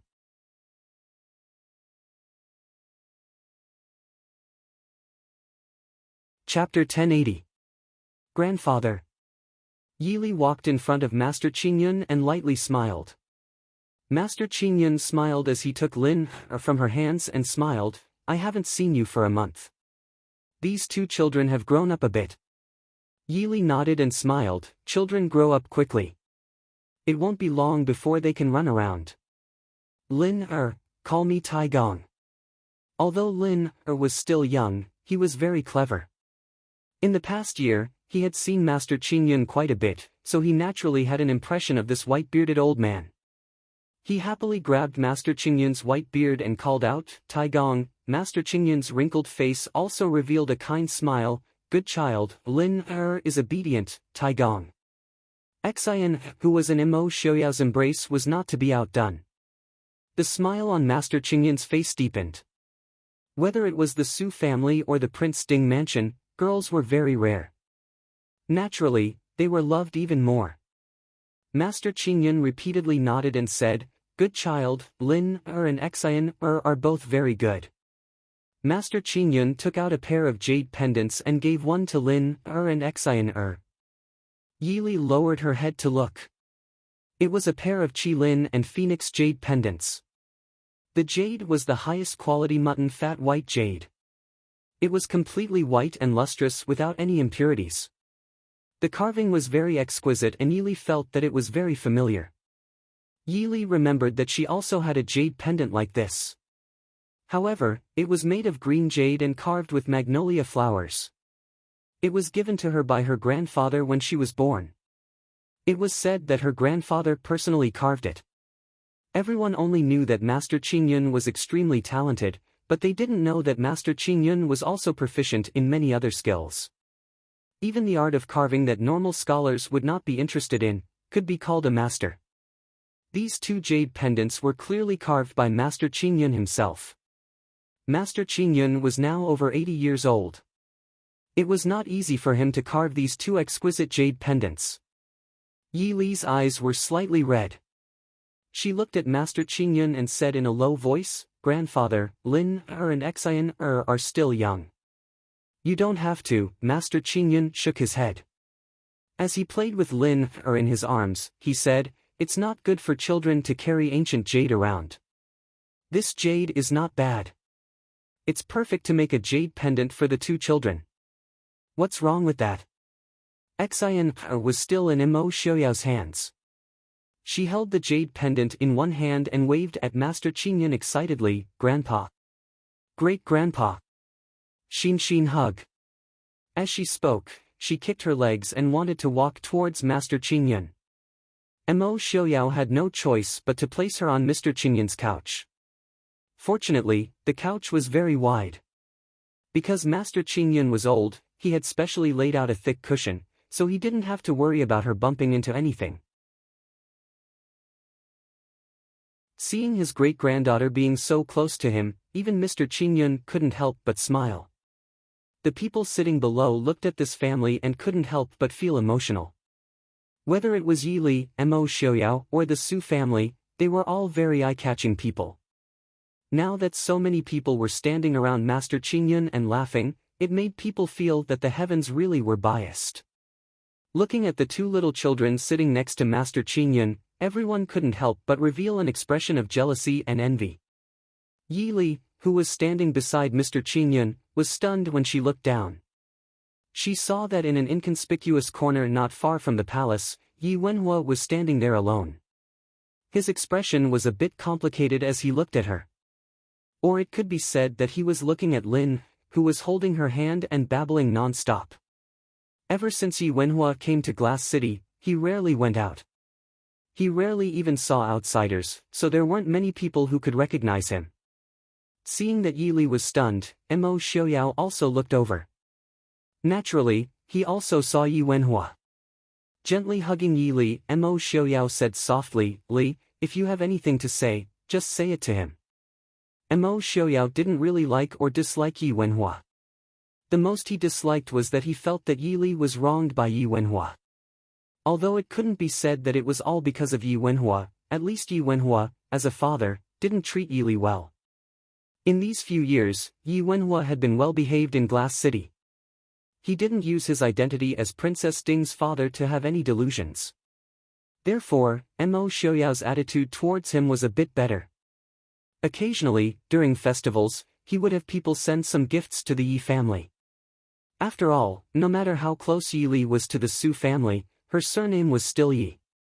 Compared to her family in the Prince Ding mansion who was poor and couldn't make a living, spending some money to let Yi Wenhua enjoy his old age was obviously better for Yi Li's reputation.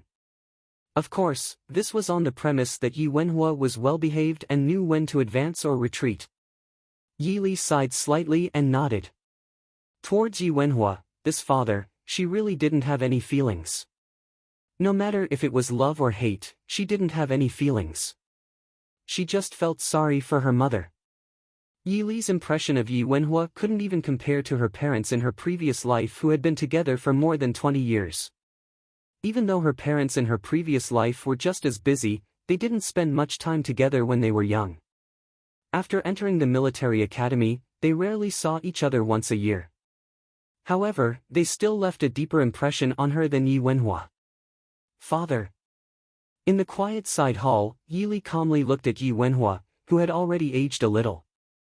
Yi Wenhua was only in his early 50s, but his hair was already white. He was wearing an inconspicuous scholar's robe. Compared to more than 10 years ago when he was in Chujing City, he looked more like a scholar. They hadn't seen each other for more than a year, and Yi Wenhua had also aged a lot.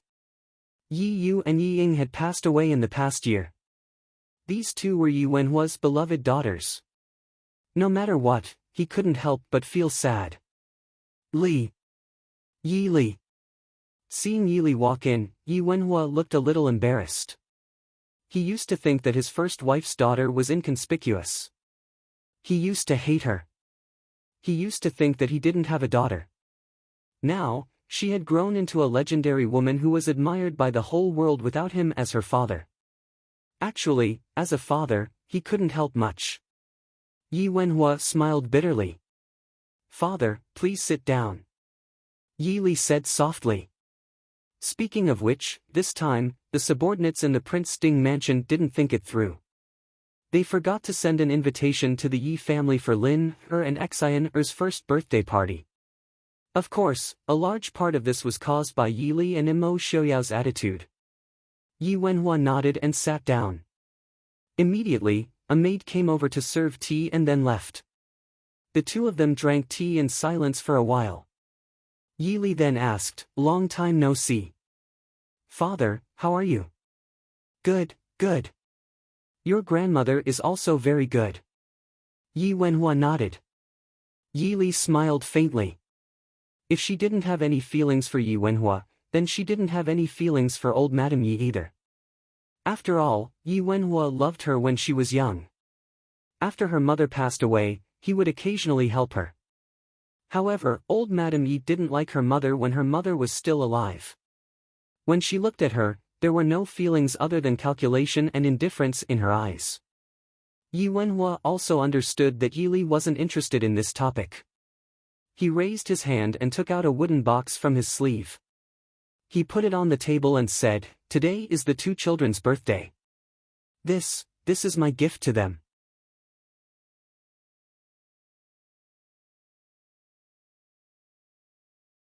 Chapter 1081. Yi Li took the wooden box from Qin Feng and opened it. She looked at Yi Wenhua in surprise.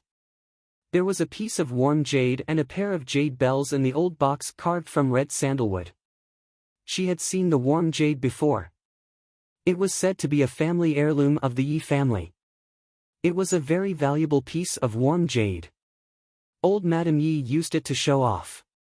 It was said that the ancestors of the Yi family were from a prestigious family.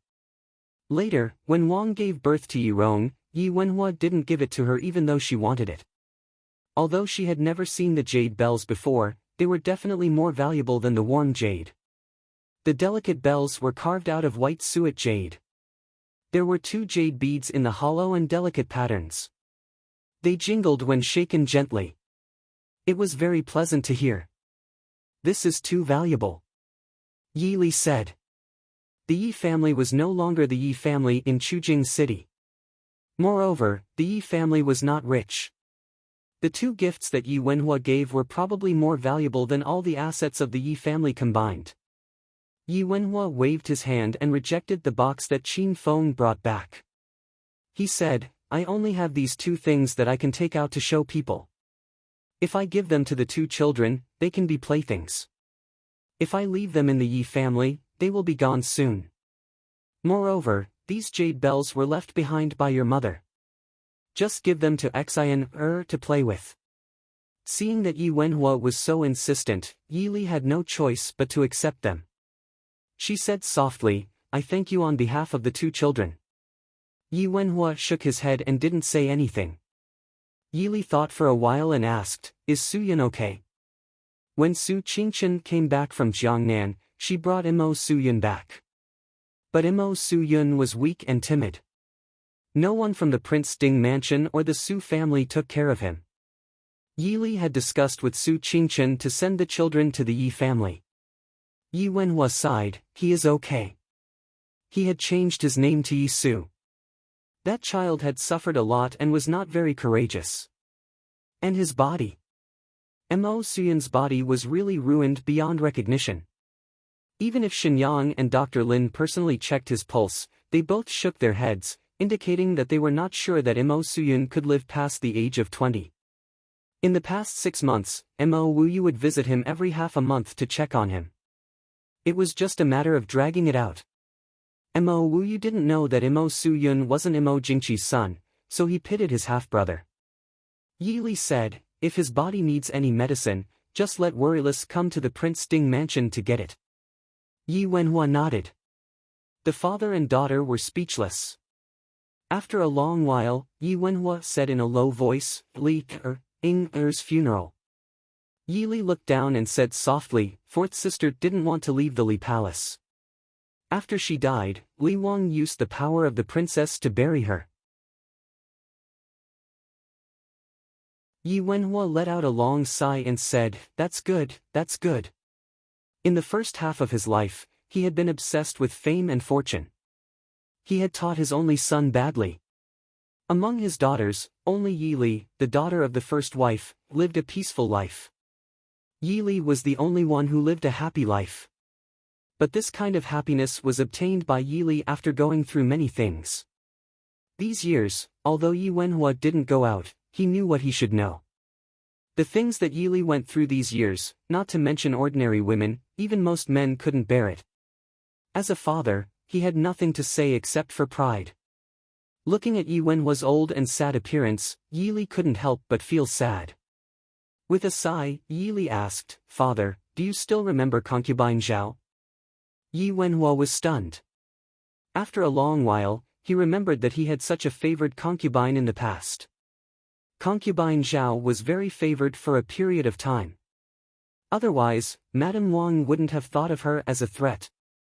But her status was too low, and the time she spent with Yi Wenhua was too short. In the blink of an eye, more than 10 years had passed. Yi Wenhua didn't have a deep impression of her. Didn't she go to Yunzhou? Yi Wenhua was puzzled. He didn't understand why Yi Li would mention this woman who hadn't been heard from for more than 10 years. Yi Li nodded and said, "That's right.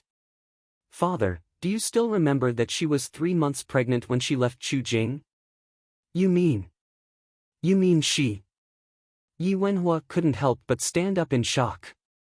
After receiving Qin Feng's warning gaze, he realized that he had forgotten himself. But the impact of the child was too big for him. Li. Yi nodded calmly and said, "That's right. I knew it before the news spread. She came to me and begged me that Madame Wang would hurt her and the child. But I was about to marry into the Prince Ding mansion at that time. I didn't have time to care about her. So, I suggested that she go to Yunzhou. In Yunzhou, the Su family could take care of her more or less. Then, the child is?" Yi Wenhua asked carefully. Yi Rong had completely disappointed him. If the child was a boy, it would be Yi Wenhua's only hope. But if it was a girl, Yi Wenhua was a little uneasy. Yi Li looked down and said lightly, "It's a boy. He's 12 years old this year. When the child was born, concubine Zhao wrote to me and asked about it. I named the child Yi and Zian. Li, thank you. As a father, I have always." Yi Wenhua's eyes were red. He looked at Yi Li guiltily. All these years, Yi Wenhua had thought about the child. But when he sent people to look for the child, the Yi family's residence in Yunzhou had already changed owners. Concubine Zhao was also nowhere to be found. Yi Li shook her head and said, "The child is now studying in Lishan Academy." Not long after the Su family moved to Glass City, concubine Zhao also sold the residence in Yunzhou and moved to Glass City. Now, she bought some land not far from Lishan Academy and is living there. "Thank you, Li." Yi Wenhua didn't know what else to say. He could only repeat it. Yi Li smiled and said lightly, "Don't mention it. He's also my brother. Father, if you have time, you can go and see concubine Zhao and Zian. I also heard that Madame Wang has been making trouble for the past 2 years." Yi Wenhua was stunned and quickly said, "Don't worry. I will control them well. I won't let the Yi family ruin your reputation." Yi Li shook her head lightly and didn't say anything.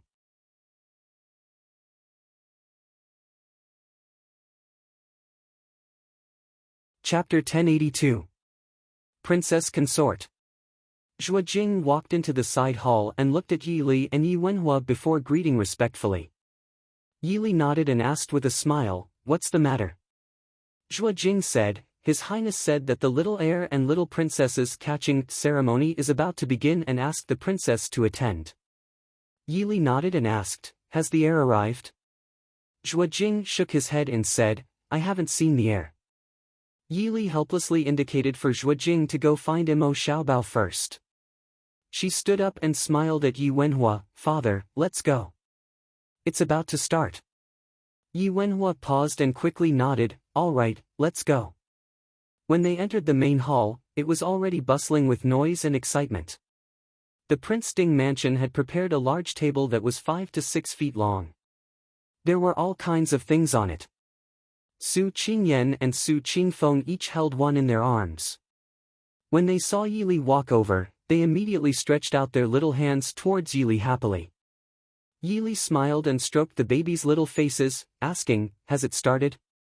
Chief Steward Imo said in a low voice, "The auspicious hour has arrived. The prince and princess can begin to catch the prince." Yi Li clapped her hands and smiled, "Let them pass." Su Qingyan giggled as he placed Lin on the table. Su Qingfeng also placed Xian on the table. The two babies looked curiously at everything in front of them. Although there were so many pairs of eyes staring at them, the two babies did not have stage fright. Instead, they excitedly fiddled with the things on the table. Xian picked up a small abacus made of gold and curiously fiddled with it. Han Mingxi couldn't help but smile. Could it be that the princess wants to be a wealthy merchant in the future? Before he finished speaking, Xian giggled and quickly stuffed the small abacus into Lin's arms. Lin looked at the little toy in his hand suspiciously. He tilted his little head in thought for a moment. Then, he turned his little body and placed the little abacus behind him. Then, he grabbed a book beside him and stuffed it into Xian's arms. Xian did not dare to show weakness. She chuckled as she grabbed a pen not far away and stuffed it into Lin's hands. Thus, under the watchful eyes of the crowd, the two siblings started to play with one another. Feng Zhiyao stared dumbfoundedly at the siblings who were still playing happily in front of him. What are they doing? Yili looked at the small piles of things behind the siblings and couldn't help but smile. She didn't know what they were doing.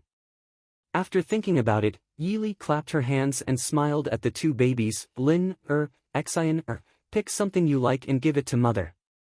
It wasn't clear whether the two children understood Yili's words or not, but when they saw Yili open her arms, Lin, took the lead and got up first after a moment of hesitation. He walked up and down the long table, and soon came back with a pair of things. Among them, there was an exquisite little sword, a small red sandalwood box, and a picture scroll. However, his two small hands couldn't hold so many things. He had only taken a few steps when they fell to the ground. He thought for a moment and pushed the picture scroll in Xian's direction. He picked up the little sword and the red sandalwood box and continued to walk forward. Halfway through, he casually threw the box aside and picked up a green jade seal. Then, he held the little sword in one hand and the seal in the other and walked towards Yili's direction. Congratulations to the little heir for your unparalleled martial arts in the future. You'll be able to command thousands of troops and horses. As it turned out, the last seal that Lin picked up was a military commander's seal. Lin threw himself into Yili's arms and handed the commander's seal to Yili's mother. Lin is good. Yili smiled as she hugged her son. She lowered her head and kissed his little head. She smiled and said, Lin is good. Xian who was still sitting on the table, pursed her lips when she saw that her brother had left. He calmly glanced at the surrounding crowd and slowly began to move as well. Although she was the older sister, her steps were not as steady as Lin's. After a few steps, she stopped and continued to crawl around the table. When she saw something that she liked, she would pull it towards the place where she had been sitting. Soon, there was a large pile of things around her. Weapons and toys that boys liked, jewelry that girls liked, jewelry, books, brushes, and ink that one could think of. When she felt that it was enough, she sat there and didn't move anymore. Yili didn't know whether to laugh or cry. Xian, choose something that you like and bring it over. Xian looked at Yili and hesitated for a moment. She lowered her head and looked at the pile of things in front of her. Her big, bright eyes turned and she crawled towards the table. Everyone was afraid that she would fall and quickly went forward. Xian grabbed the sleeve of Su Qingyan, who was closest to her, and crawled back. She brought Su Qingyan to her pile of things and then stared at him with wide eyes. Su Qingyan was speechless. Seeing that everyone was looking at him, he could only rub his nose helplessly and ask, Xian, do you want uncle to help you carry it? Xian giggled. Su Qingyan could only ask, which one do you want? Xian began to push the things one by one towards Su Qingyan. Su Qingchen looked helplessly at Yili and Imo Xiaoyao, not knowing whether to laugh or cry. Sister Li, your little princess is really greedy. The people nearby also found the little princess's actions very amusing. Mo Jingyu smiled and said, it seems that the little princess has a wide range of interests. In the future, she will definitely be rich and won't have to worry about anything. Everyone also congratulated Prince Ding and Princess Consort for their good fortune. In the end, only Su Qingyan was forced to help the little princess put away all the things. Because if he didn't put them away, the little princess would lie on a pair of small things and refuse to move. The pregnancy catching ceremony was actually very simple. After the two babies were caught, they were carried down. The guests who had come to watch the ceremony were invited to the garden to enjoy the scenery, drink wine, and chat, while waiting for the evening banquet. The people of the Prince Ding mansion gathered in the reception pavilion.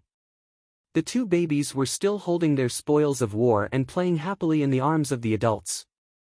Su Qingyan had an amused expression as he held Xian.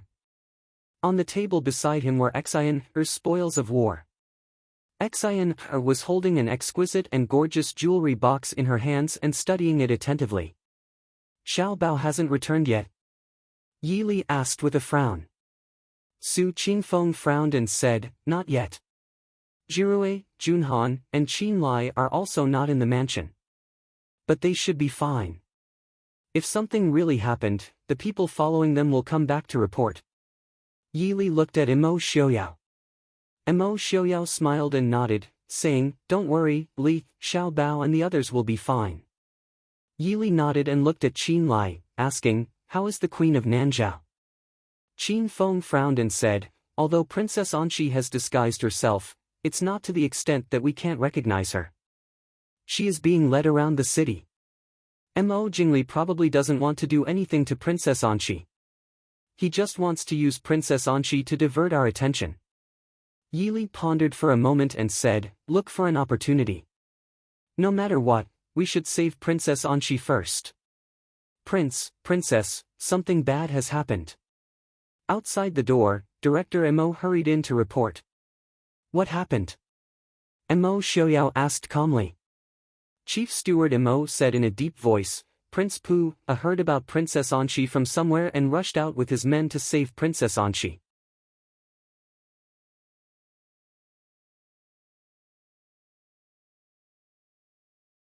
Chapter 1083. Nonsense. Yi Li frowned. Since the other party dared to strut around the city with Princess Anxi, they would not be unprepared. It was too risky for Pu to rush out like this. After some thought, Yi Li said, Zhuojing, take some people and go. No, Li, we'll go ourselves. Mo Xiaoyao stood up and took Yi Li's hand as he spoke softly. Yi Li frowned slightly. The Prince Ding mansion was currently filled with guests. They needed Prince Ding to oversee things. Moreover, this matter was not serious enough to require Prince Ding and the princess to personally attend to it. Mo Xiaoyao smiled and said, let's go. Pu and Princess Anxi are guests. Let's go take a look. Yi Li sighed helplessly and said, if you say so, then let's go, third brother. Su Qingfeng smiled and said, don't worry, Li. Leave the Prince Ding mansion to us. On an inconspicuous street in Glass City. Because it was a special day, Glass City was especially lively. However, some of the more remote streets were even more deserted than usual. By the time Yi Li and Mo Xiaoyao arrived, the Nanzhao guards that Pu had brought had already started fighting with Mo Jingli's men. Although Mo Jingli did not have many men, each one of them was skilled. The worst thing was that Pu's guards had forced them into a restaurant on the street. They had smashed all the wine in the restaurant. If anyone dared to step into the restaurant, they would immediately set it on fire and perish together with Princess Anxi. Seeing Yi Li and Mo Xiaoyao arrive, Pu quickly went up to them and anxiously explained the situation. Prince Ding, Princess Ding. Yi Li didn't look too good either. The current situation wasn't that they couldn't beat these people, but that they were holding back. These people dared to do this because they were prepared to die. As long as they dared to act rashly, these people would ignite their fire seeds, and the entire restaurant, which was almost soaked in strong liquor, would be turned into a sea of fire. If Princess Anxi was hurt, it would be self-defeating and the losses would outweigh the gains. Pu also knew that he was being impulsive, but his wife and son had been missing for so many days. This man, who was not good at patience, had already reached his limit. When he heard about Princess Anxi, how could he hold himself back? Looking at Pu's guilty and vexed expression, Yi Li sighed softly in her heart. She calmly comforted him, don't worry, Wang Fu. The Queen of Nanzhao is blessed. Nothing will happen. Pu nodded and said, sorry to trouble you, Princess. Please save Anxi. Don't worry, Prince Ding Mansion. This is Glass City. The Prince Ding Mansion will do its best to protect the Queen. Yi Li gave Qin Feng a look. Qin Feng nodded and stepped forward, saying in a clear voice, everyone inside, listen up. Prince Ding and Princess Ding have personally arrived. Release the Queen of Nanzhao and we can spare your lives. There was a moment of silence inside. A figure appeared at the window on the second floor. He looked down at the people below and said, "We can release Princess Anqi first. Let Prince Ding and Princess Ding come in personally." "Impudent!" Qin Feng said sternly, "How dare you? Do you really think that the Prince Ding mansion can't do anything to you?" These people obviously knew that they were going to die at this point. Perhaps it was because they had nothing left to lose, but they were bolder. They smiled and said, "We naturally have a way. As long as Prince Ding gives the order to shoot, we can all be killed without a single soldier. No matter, having a queen die with them, it's still worth it." Mo Xiaoyao was about to speak when Yili raised her hand to stop him. She stepped forward and said with a smile, "If I really agree to come up with Prince Ding, would you dare?" The other party was silent. Prince Ding's martial arts were unparalleled. This was something everyone in the world knew. If they really allowed Prince Ding to go up, they really couldn't be sure what would happen. After a moment, the man sneered and said, "Thank you for your reminder, Princess. Then it's fine as long as Princess comes up alone." Although it was rumored that Princess Ding's martial arts were not bad, it was far from the level where ordinary martial arts masters would be afraid of her. They were all first and second-rate experts. It was naturally not a problem for them to deal with Ding Wangfei. "Okay." Yi Li smiled. Li Mo Xiaoyao frowned in displeasure. Even though he knew that Yi Li had a plan, Mo Xiaoyao was not happy to see Yi Li take any risks in front of him. Not even for the Queen of Nanzhao. Even if the Queen and Prince of Nanzhao died in Li City, so what? Even if Nanzhao and the Prince Ding mansion became enemies, they could not do anything to them. Yi Li gently gripped his hand and said with a comforting smile, "Don't worry, nothing will happen." Mo Xiaoyao pursed his lips and looked at her in displeasure. Yi Li said with a slight smile, "I promise to come out in 15 minutes. After a moment, Mo Xiaoyao let go and watched as Yi Li walked into the restaurant. Entering the restaurant, the thick smell of wine hit them in the face. The hall was littered with broken wine jars, and the floor was soaked with wine. Yi Li strolled up to the second floor and saw a few men staring at her covetously. Princess Anqi sat at a table and looked at her without moving. Her eyes were filled with anxiety.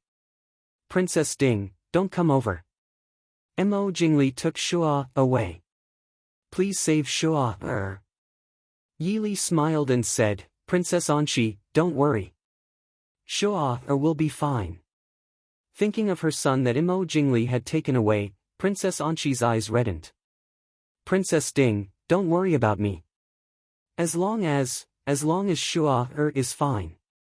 Yi Li sighed. This time, the queen and the prince had suffered an undeserved calamity because of Ding Wangfu. How can this consort not care? Sitting at a table not far from Princess Anqi, Yi Li calmly looked at the men in front of her. They looked familiar, but she couldn't remember their names. They should be Mo Xiaoyao's guards. She might have met them before. Gentlemen, Mo Jingli's methods are becoming more and more shameless. Using a woman and an innocent baby as hostages. The man in the lead took a step forward and sized Yi Li up. At this point, who cares if you're presentable or not? Princess Ding dared to risk her life for someone unrelated to her. We admire her. Unfortunately, we are on opposing sides. Please forgive us. Yi Li looked at him with interest and said with a smile, "Your words are quite interesting. This consort is surprised that someone like you is still loyal to Mo Jingli." The man smiled bitterly and said, "A loyal subject will not serve two masters. Moreover, His Majesty has shown me kindness." "Kindness, you are a loyal person." Yi Li sighed. The man looked at Yi Li and said, "This consort is surprised that you would risk your life alone as the consort. If this consort lit a fire now, it would be more worth it to burn Princess Ding to death than to burn the Queen of Nanzhao. And now, I'm afraid that the consort will be buried with the Queen of Nanzhao." Yi Li looked at him leisurely and said with a smile, "First, are you sure that I won't be able to escape after you light the fire? Second, You took the Queen of Nanzhao to wander around the city for so long. After being surrounded, you put on such a show. Do you really want to kill Princess Anxi first? You know that you will die for sure. If you really want to kill Princess Anxi, why don't you just slit her throat? Then you might be able to fight your way out. Now. I don't know about Princess Anxi, but you all look like you have no way out. Why do you have to do this? The man's eyes darkened. What do you mean? Yili covered her smile and said, Don't you understand? I'm advising you to act quickly. The man looked at the woman in white in front of him suspiciously. She was willing to risk her life for Princess Anxi, but advised him to act quickly. This was definitely not what they had expected. However, he had been with Mo Xiaoyao for a long time and had naturally heard about Princess Ding's cunning. Although he couldn't see through Yili's thoughts, he watched Yili's every move cautiously. Yili said with a smile, You don't have to be so nervous. I know that you don't want to kill Princess Anxi at all. You even want her to live as long as possible. The man fell silent. Yili said with a smile, You want to use Princess Anxi to stall me and Prince. Does Mo Jingli have other plans in secret? Is he trying to lure us away? But, does Mo Jingli really think that Prince and I will abandon everything and stay here for Princess Anxi? The man sneered. Princess, you're here now. Isn't that enough? Yili helplessly sighed and said, This imperial concubine came in to tell you that after a quarter of an hour, the secret guards of Prince Ding's residence will begin their assault. The man's face darkened. He said in a low voice, Aren't you afraid that I'll kill the Queen of Nanzhao? Yili said, It's important whether she lives or dies. Isn't there an explanation? There are so many guests in the Prince Ding mansion today. How can Prince and I stay here for a long time? Seeing the man staring at her with a serious expression, Yili sat down leisurely. She looked at the furnishings in the restaurant and said casually, Does Mo Jingli want to cooperate with Mo Jingyu? What do you think Mo Jingyu can do? Hearing this, the man's expression finally changed. Yili acted as if she didn't see it. She continued, There are also some old officials and nobles of Dechu State in Glass City who are secretly helping. Even so, what can they do? Every soldier in Glass City is in the hands of Prince Ding Mansion. Can they turn Glass City upside down? Princess Ding is indeed very powerful. The man stared at Yili and said in a low voice, Princess Ding didn't come here to gossip with us. What does Princess want? Yili said with a smile, Release Princess Anxi and I will consider letting bygones be bygones. The man's lips curled into a mocking smile. Obviously, he didn't believe Yili's words at all. Even if he did, he wouldn't consider it. Yili didn't care. She pondered for a moment and said, The first option is to wait with you for an hour. Release Princess Anxi and I will let you go. The second option, after a quarter of an hour, we will attack the Prince Ding mansion. You're afraid Princess Anxi will die? Yili looked at Princess Anxi and said apologetically, Princess Anxi, don't worry. I swear on the reputation of the Prince Ding mansion that I will save the little prince. Princess Anxi obviously understood Yili's meaning. She said with a smile, Princess, you can go now. Let the Prince Ding mansion's people attack immediately. Waiting a quarter of an hour or half an hour won't make any difference. Yili nodded firmly at Princess Anxi and said, Okay.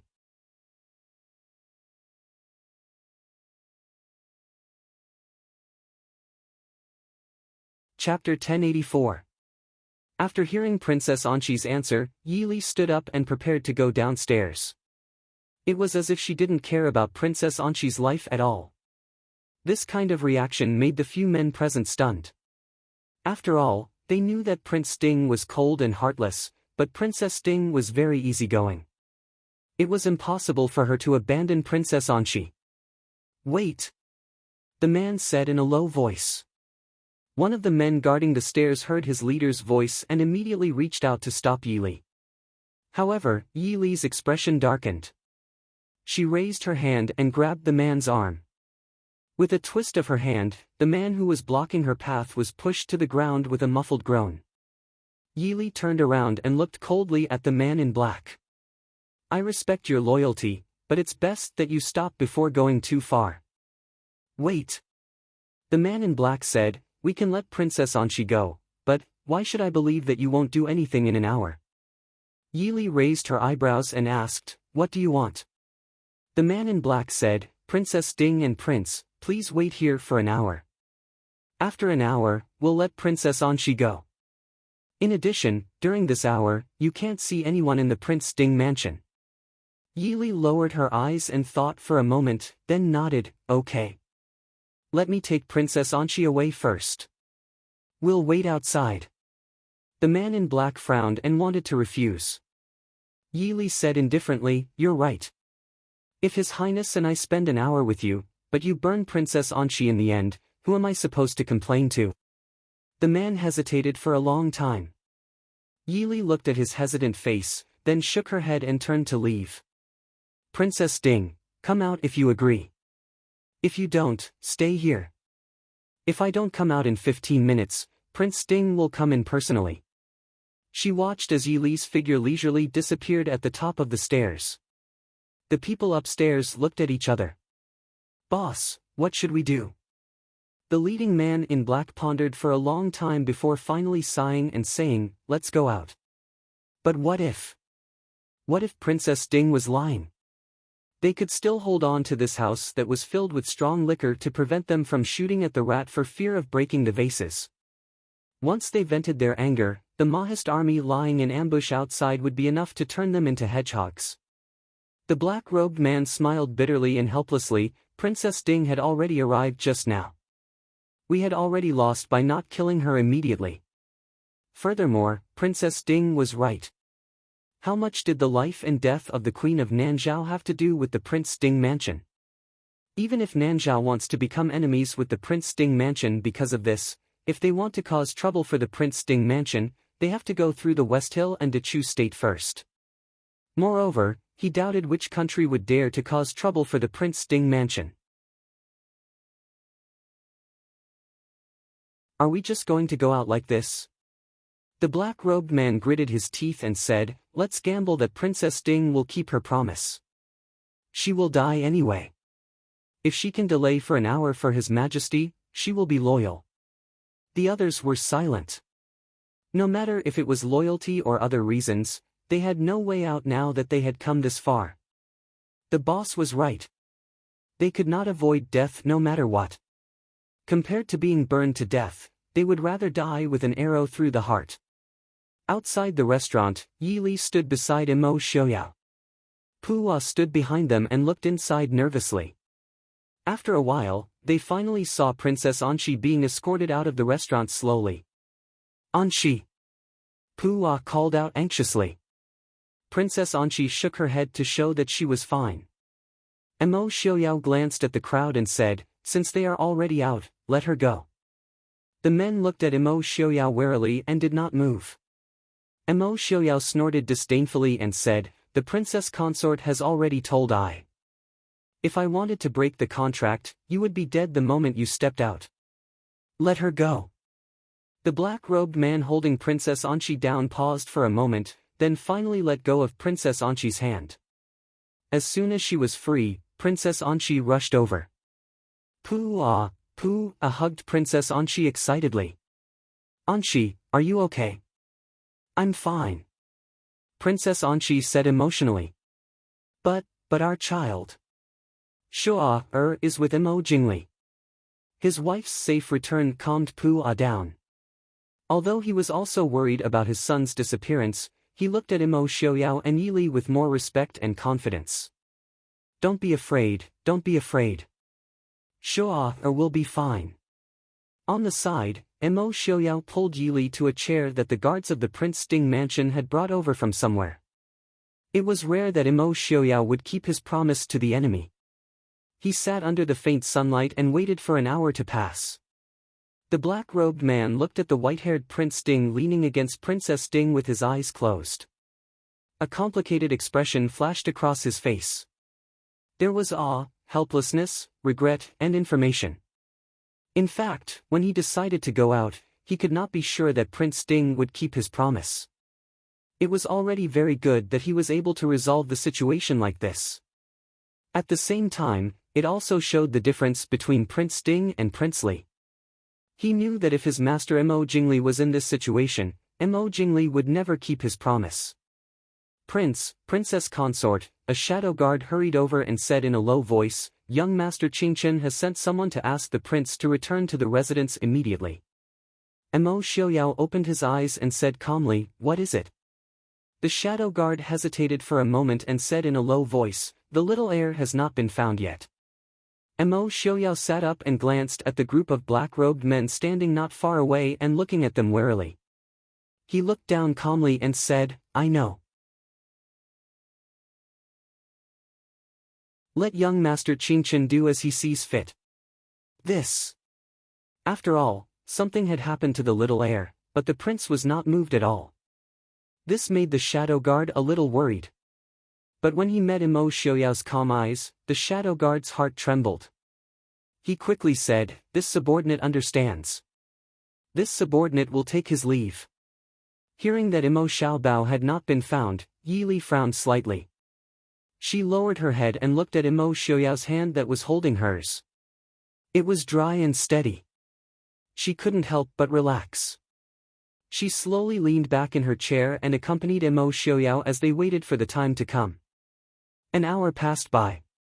Some people felt like time had passed by, while others felt like a year had passed. When the time finally came to an end, Mo Xiaoyao pulled Yi Li and slowly stood up. Big brother Ping Jing looked at the man in black in front of him and said, "I will spare your life. Go back and tell Mo Jingli. Don't forget, his son is still in Ai's hands." With that, Mo Xiaoyao pulled Yi Li and left without looking back. Looking at Mo Xiaoyao's departing figure, the man in black let out a long sigh.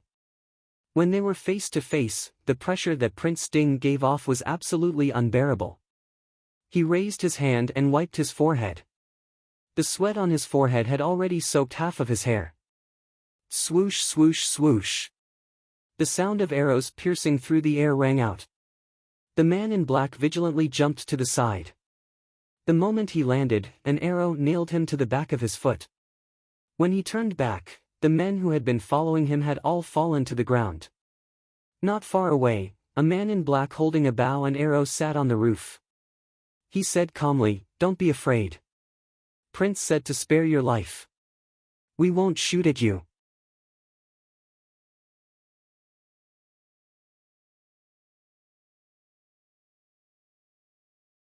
Chapter 1085.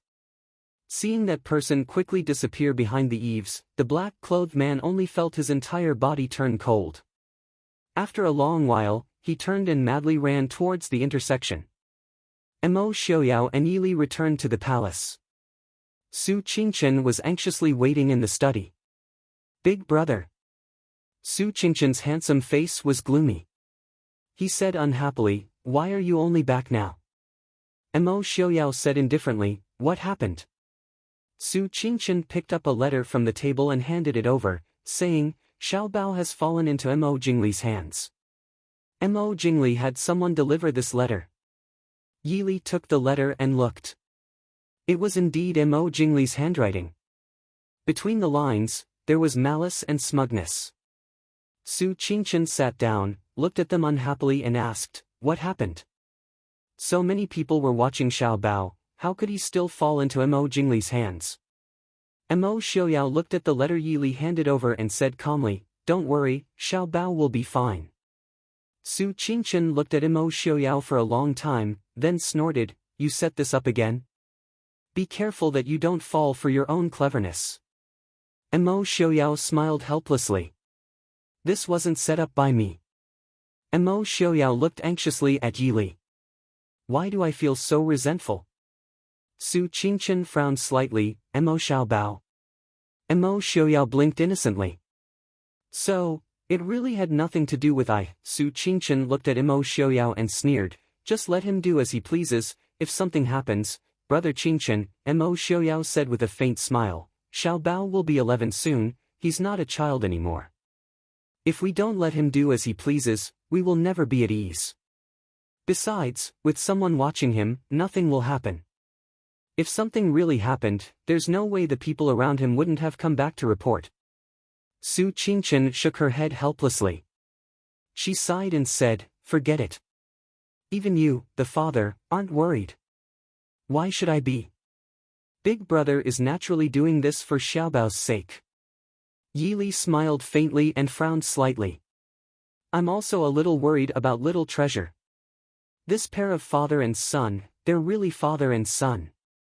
Usually, they didn't find each other pleasing to the eye, but when it came to serious matters, they would have a kindred spirit that made people hate them."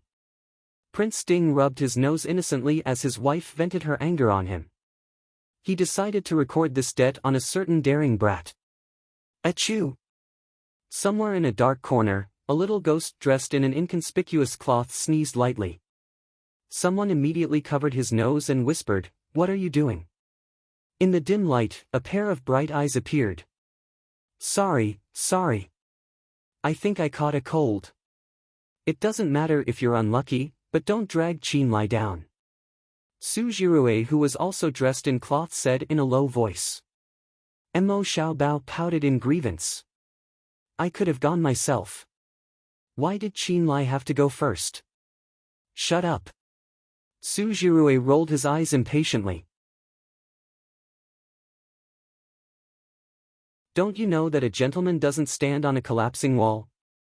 Do you want to be cursed by Uncle Prince Ding when you go back?" Mo Xiaobao blinked and looked at Su Jirue. "Cousin Jirue, you're being irritable." Su Jirue shot him a glare. He really was crazy to accompany Mo Xiaobao to do such a dangerous thing. Did this madman know how old they were? If Qinlai hadn't gone first, Mo Xiaobao would have walked right into the trap and sent himself into the hands of a madman. Mo Xiaobao felt wronged. It was clearly Qinlai who was too anxious. "We already decided to change the plan, but he didn't even discuss it before running away. We still have to work so hard to save him." Su Jirue silently glanced at Mo Xiaobao. After a while, he said, "When Aunt gave birth to you, why didn't she just strangle you to death?" Mo Xiaobao was the type of person who forgets favors and violates justice. Who did Qinlai take the risk for? Mo Xiaobao laughed very smugly. He rubbed his nose and said, "Mother loves me the most. She can't bear to." Su Jirue snorted and ignored him. "When you go back and get tortured by Prince Ding's uncle, there will definitely be no one who will pity you." The Su family's little young master silently cursed in his heart. But little young Master Su didn't know that there was a kind of person in this world that was like a cockroach that couldn't be killed. The more they were tortured, the more they would be tortured.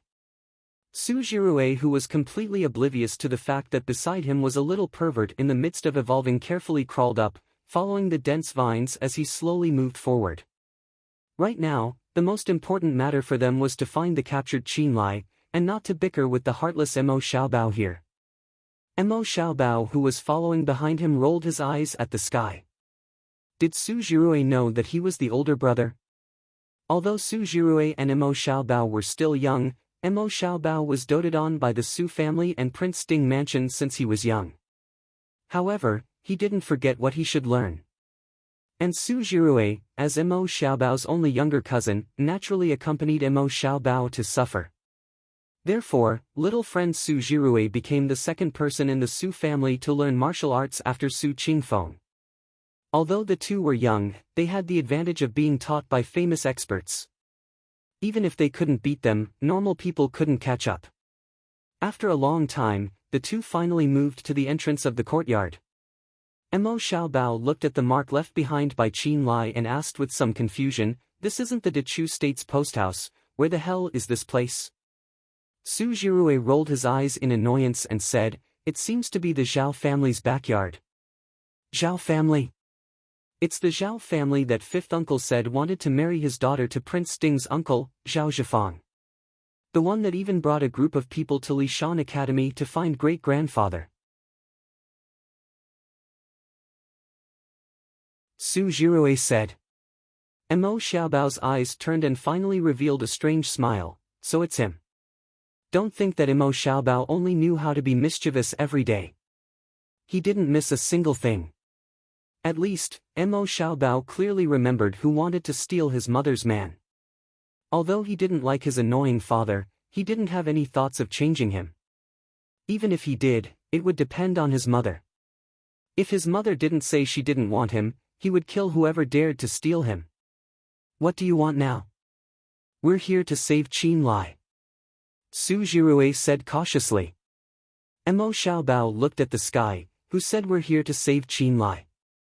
If we want to save Qin Lai, wouldn't it be more convenient to let the Shadow Guard and Qi Lin come to save him? If Qin Lai is injured, which one of us can bring him out? Even if the two of them weren't much weaker than adults, they were still children in the end. If Qin Lai couldn't move, neither of them would be able to carry him back. I keep feeling like I'll be killed by you, Su Jirue muttered in a low voice. Mo Xiaobao smiled like a cat that had stolen a fish. Cousin Jirue, don't worry. Cousin will protect you. After we go in, you go and see if Qin Lai and the little emperor are together. I'll go and see if the Zhao family has any secrets. I've seen that Zhao Zhifang before. With his guts, he definitely wouldn't dare to betray my father. When Mo Xiaoyao wanted to torture someone, it wasn't something that a normal person could think of. If Zhao Zhifang was alone, even if he was given 100 guts, he wouldn't dare to betray the Prince Ding mansion in Glass City. If it wasn't for the fact that someone had something on him that he couldn't do, or that he had absolute confidence that he could escape. Su Jirue hesitated for a moment before nodding, be careful. Seeing Su Jirue leave like a cat, Mo Xiaobao stood up and made a hand signal to the shadow guard hidden in the dark. He said in a low voice, protect Jirue. Feeling someone leave in the dark, he followed Su Jirue who had already left. Mo Xiaobao then jumped onto the wall with a smile and disappeared behind it. In the dark, he asked in a low voice, the air went in. What do we do? Don't worry. The prince said that as long as the heir's life isn't in danger, we don't need to worry about him. Another person answered. Alright, let's go in too. I hope the security inside isn't too tight. If they wanted to protect the heir, they had to follow him at all times. However, it was much more difficult to follow him in secret once he entered the courtyard. After a moment, the place where they spoke returned to silence. In a dark study in a hidden corner of the Zhao mansion, the head of the Zhao family, Zhao Zhifang, was sitting behind a desk with a gloomy expression. No one knew what he was writing. Just as he was lost in thought, a servant outside the door reported in a low voice, Master, Lord Li, Lord Zhu, and Lord Wang are here. Let them in. Zhao Zhifang suddenly stood up and said. Not long after, the door to the study was opened and a few middle-aged men filed in. The person in the lead smiled as he walked in. Brother Zhao, why did you call us here at this time today? Zhao Zhifang looked at them and said, I want you to meet someone. Who is it that makes Brother Zhao so cautious? Today is the birthday banquet of the heir and princess of the Prince Ding mansion. Although we don't stand out, it wouldn't be good if we don't show up. When he said the word, don't stand out, the man's tone was full of mockery. Zhao Zhifang didn't say anything. He just turned and walked in. The other three looked at each other and followed after him. When they entered the study, they saw two children who looked about 10 years old lying on a soft couch in a compartment that was specially partitioned for people to rest. One of them asked curiously, Brother Zhao, this is the little emperor of the Dechu state? It wasn't that he was familiar with Mo Suiyun, but the dragon robe that Mo Suiyun was wearing made it obvious. Zhao Zhifang pulled out a stiff smile and said, look at the other child. The three of them looked at the child in embroidered clothes lying beside Mo Suiyun and couldn't help but exclaim, the heir?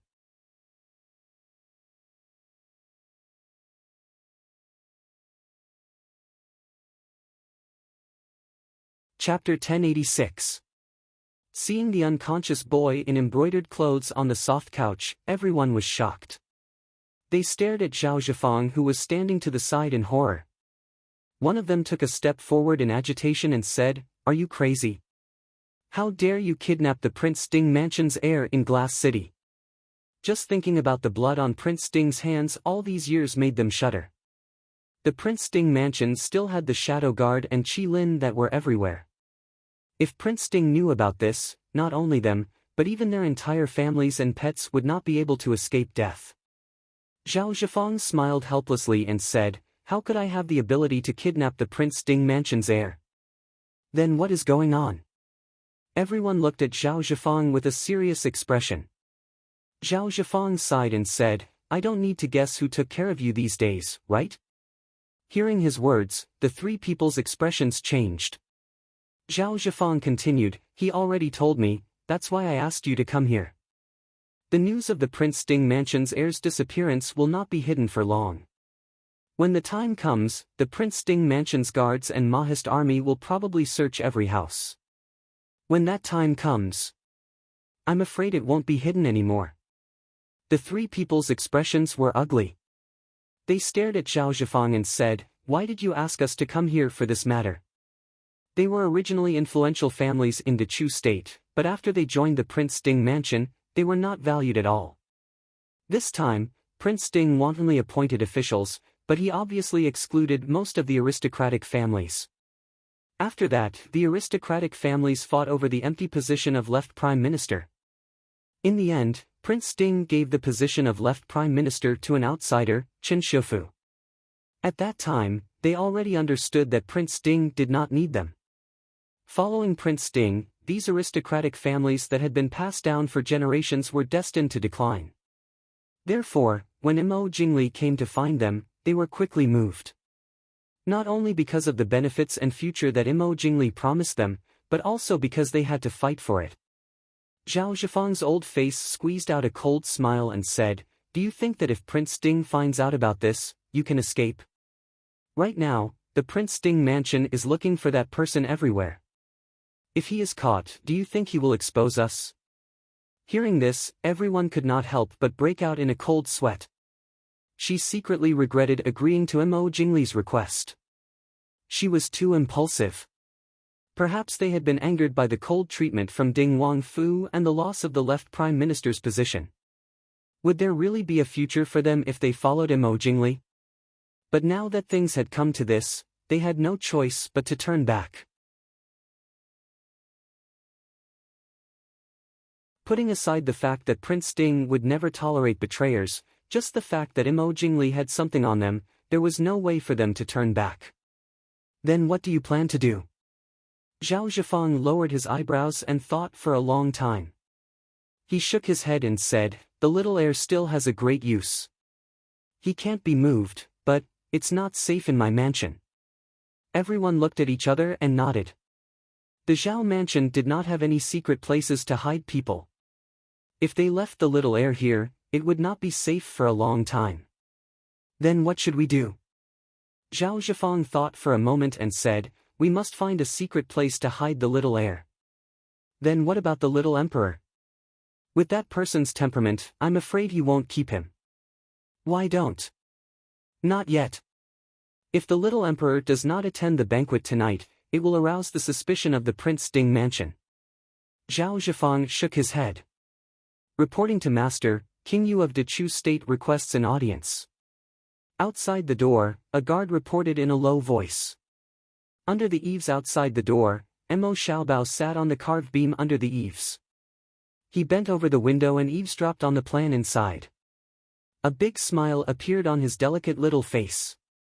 After a while, a few people walked out of the study in a single file. Before leaving, Zhao Zhifang instructed the guard at the door to keep an eye on the people inside. He then left with the other three. Today, everyone with a little bit of face in Glass City was gathered in the Prince Ding Mansion. If they did not appear, it would be even more suspicious. Seeing Zhao Zhifang and the others leave, Mo Xiaobao silently descended from the eaves. He looked at the two people guarding the door and frowned. His eyes quickly turned and he took out a small and exquisite object from his sleeve.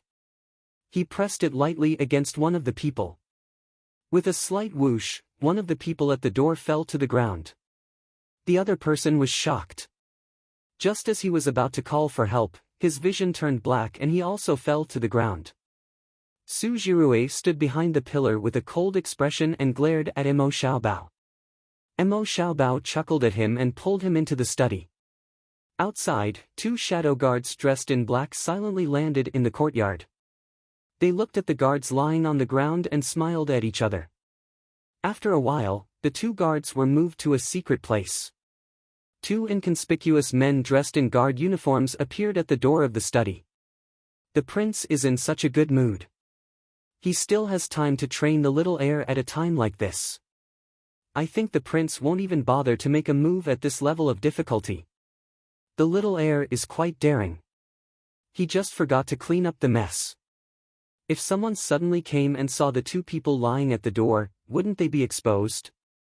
Therefore, as shadow guards, they had to clean up the mess for their masters at any time.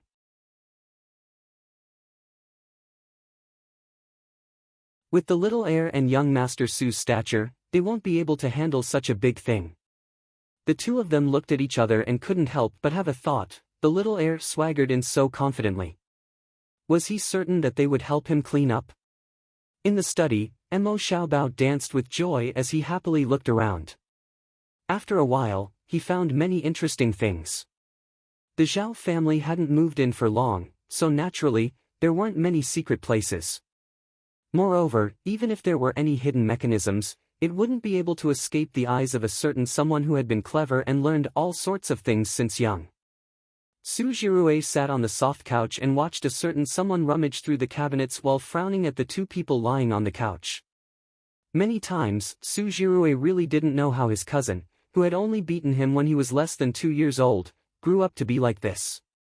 His aunt was clearly gentle and elegant, and Prince Ding's uncle was also extraordinary and had the air of a king. However, his cousin grew up to be neither. Other than that pretty face that could still be seen, there wasn't a single moment of rest. "Are you here to see the two of them?" Suzhirue asked unhappily. Emo Xiaobao raised his head and glanced at him. He casually threw over a small porcelain bottle and said, "What's there to see?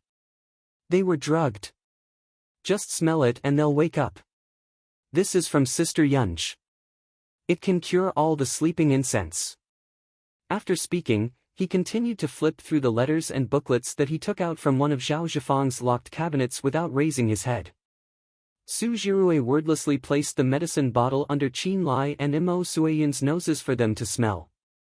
As expected, Qin Lai was the first to wake up in a short while. He wasn't surprised to see Suzhirue and sat up silently. After a while, Emo Suiyun also woke up.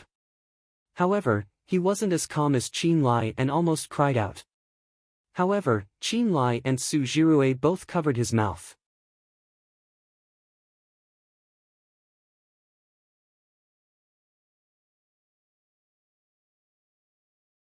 Chapter 1087. Emo Xiaobao stood up from the bookcase and stuffed a thin booklet into his arms. Obviously, he had found what he was looking for. Waving his hand, he said, "Don't be afraid, it's our people outside." Emo Suiyun looked at Emo Xiaobao who was dressed in plain clothes and then looked at Qin Lai who looked exactly like Emo Xiaobao and was dressed in black brocade clothes and looked more like Ding Wangfu's heir than Emo Xiaobao. He was speechless. Emo Xiaobao didn't care about Emo Suiyun's shock at all. He smiled and put his hand on Emo Suiyun's shoulder. "Good brother, thank you very much." No matter how stupid Emo Suiyun was, he knew that he was being used. He angrily pushed away Emo Xiaobao's hand, pointed at Qin Lai and asked, "Who is he?" Emo Xiaobao smiled and said, "This is not important. Don't they look alike? Like twin brothers? This isn't easy to do." Emo Suiyun looked at Qin Lai for a long time before saying, "Such a perfect disguise, no wonder Uncle Prince Ding could fool Genom of Gojoseon and King Li." Emo Xiaobao smiled and pulled Qin Lai's face. "This is especially hard to do. Normal people can't learn it." "I don't know it either." Qin Lai raised his hand and slapped away Emo Xiaobao's hand that was messing around on his face. "He's shorter than you." Emo Suiyun looked carefully for a long time before saying, "He's Qin Lai." When the word short was mentioned, the aura around Qin Lai's body immediately turned cold. Although his face couldn't be seen because of his disguise, just by looking at the cold light in his eyes, one could tell that this was Qin Lai's sore spot. In terms of age, Qin Lai was the oldest among them, but in terms of height, he was only about the same height as Su Jirue. Su Jirue wasn't even 10 years old yet. Not being tall was every man's pain. Boys were the same too. Seeing that Qin Lai was about to explode, Mo Xiaobao hurriedly pressed him down and smiled. "Don't be angry, don't be angry. Little Emperor, it was a slip of the tongue. We can't afford to pay for it. Mr. Shen also said that you started martial arts too early and matured late. After 16, you'll start to grow." Being comforted by a little brat who was several years younger than him, Qin Lai didn't feel comforted at all. Su Jirue stood by the side and looked at them with his arms crossed. He said unhappily, "Are you leaving or not? Do you think this is your home?" Mo Xiaobao smiled and said, "Go, you and Qin Lai go, I will stay with the little emperor." "Nonsense." Su Jirue glared at him coldly. He had the demeanor of the second son of the Su family. Mo Xiaobao's face drooped. "Brother Jirue, if we leave now, how are we going to play when Zhao Zhifang comes back and finds out?" Su Jirue said, "Didn't you find something? Go back and hand it over to Uncle Prince Ding's husband, and he can come here directly to arrest them. What's there to catch? I don't know which rat hole Mo Jingli is hiding in. If I run away, he definitely won't come out. Otherwise, who knows what kind of destruction he'll cause. If he gets angry and kills people in Glass City, what will happen to Xian and Lin Er's first birthday banquet? Also, Royal Father said that we have to put on a good show tonight to scare those old men who don't know the severity of the situation. If the show is lost, I will die a horrible death." Mo Xiaobao said righteously. Su Jirue rolled his eyes. "Then what do you want?" Mo Xiaobao took out the book and stuffed it into Su Jirue's arms. "You go back with Qin Lai first and give this to my royal father and mother. I will stay here and see how powerful this Mo Jingli is." Mo Suiyun didn't agree. "If you want to stay, then stay. I don't want to stay here and risk my life with you." Mo Xiaobao looked at Mo Suiyun with a fake smile. "Brother, you are wrong. We are clearly on the same boat. How can you run away before leaving?" Mo Suiyun said, "I only agreed to cooperate with you to bring you here, but I didn't agree to accompany you to catch Mo Jingli." Mo Xiaobao's delicate little face instantly turned sinister. He grabbed Mo Suiyun's collar and shook it hard. "Humph. You want to leave after boarding this prince's pirate ship?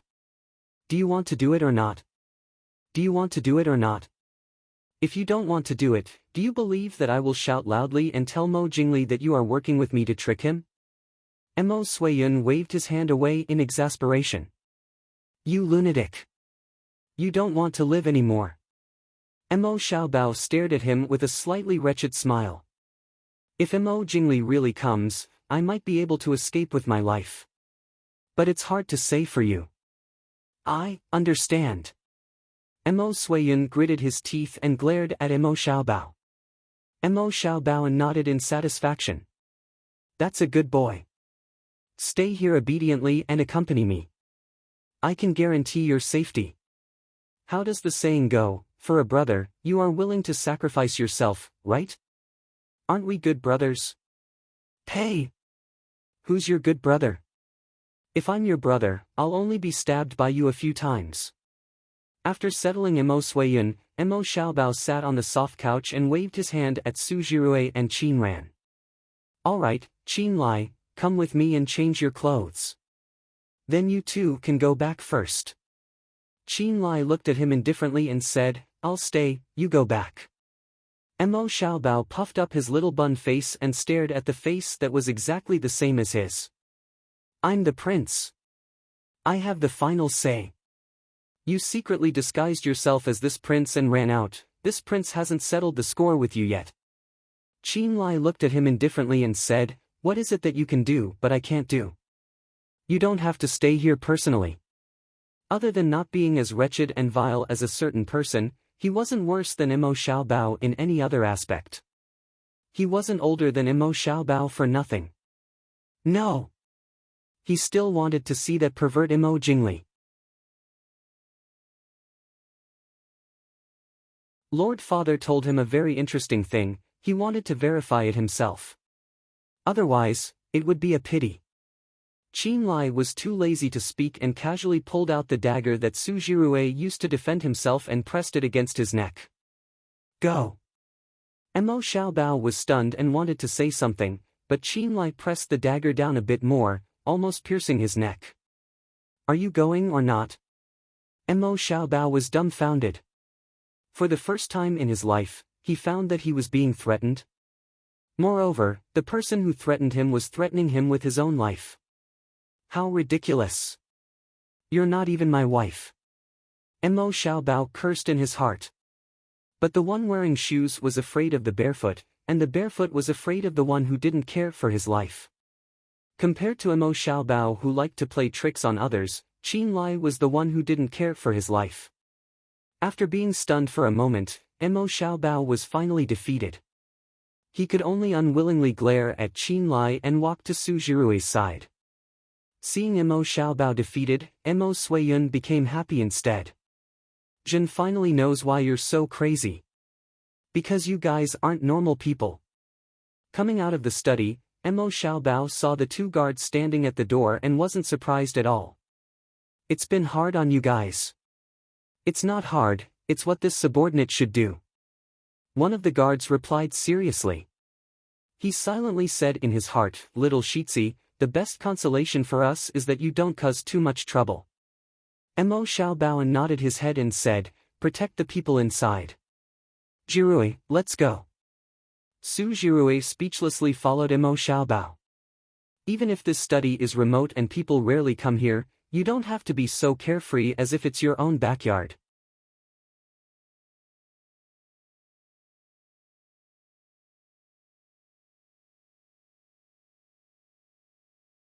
Chapter 1088.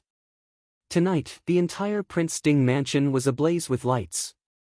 The main hall in the front yard of the Prince Ding mansion, which was used for entertaining guests, was also full of guests.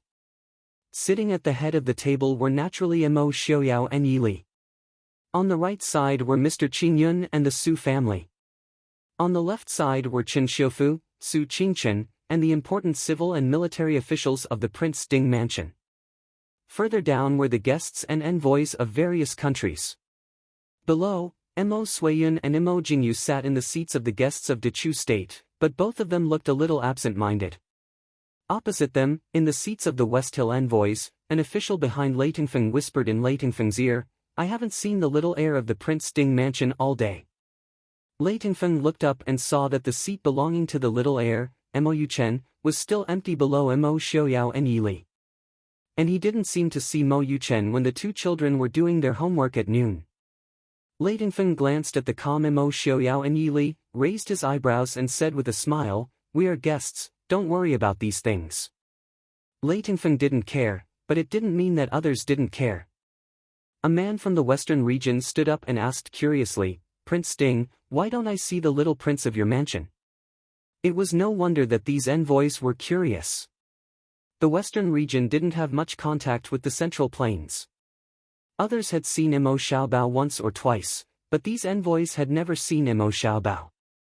Naturally, they were very curious about the future heir of the Prince Ding mansion. Mo Xiaoyao smiled faintly and said, the heir is not feeling well and will come later. It was just a simple sentence, but everyone present could understand the meaning and thoughts behind it. Thus, some people's expressions changed slightly, some looked pensive and some looked worried. Mo Xiaoyao glanced at the crowd below, and his gaze paused for a moment on Mo Jingyu and Mo Suiyun.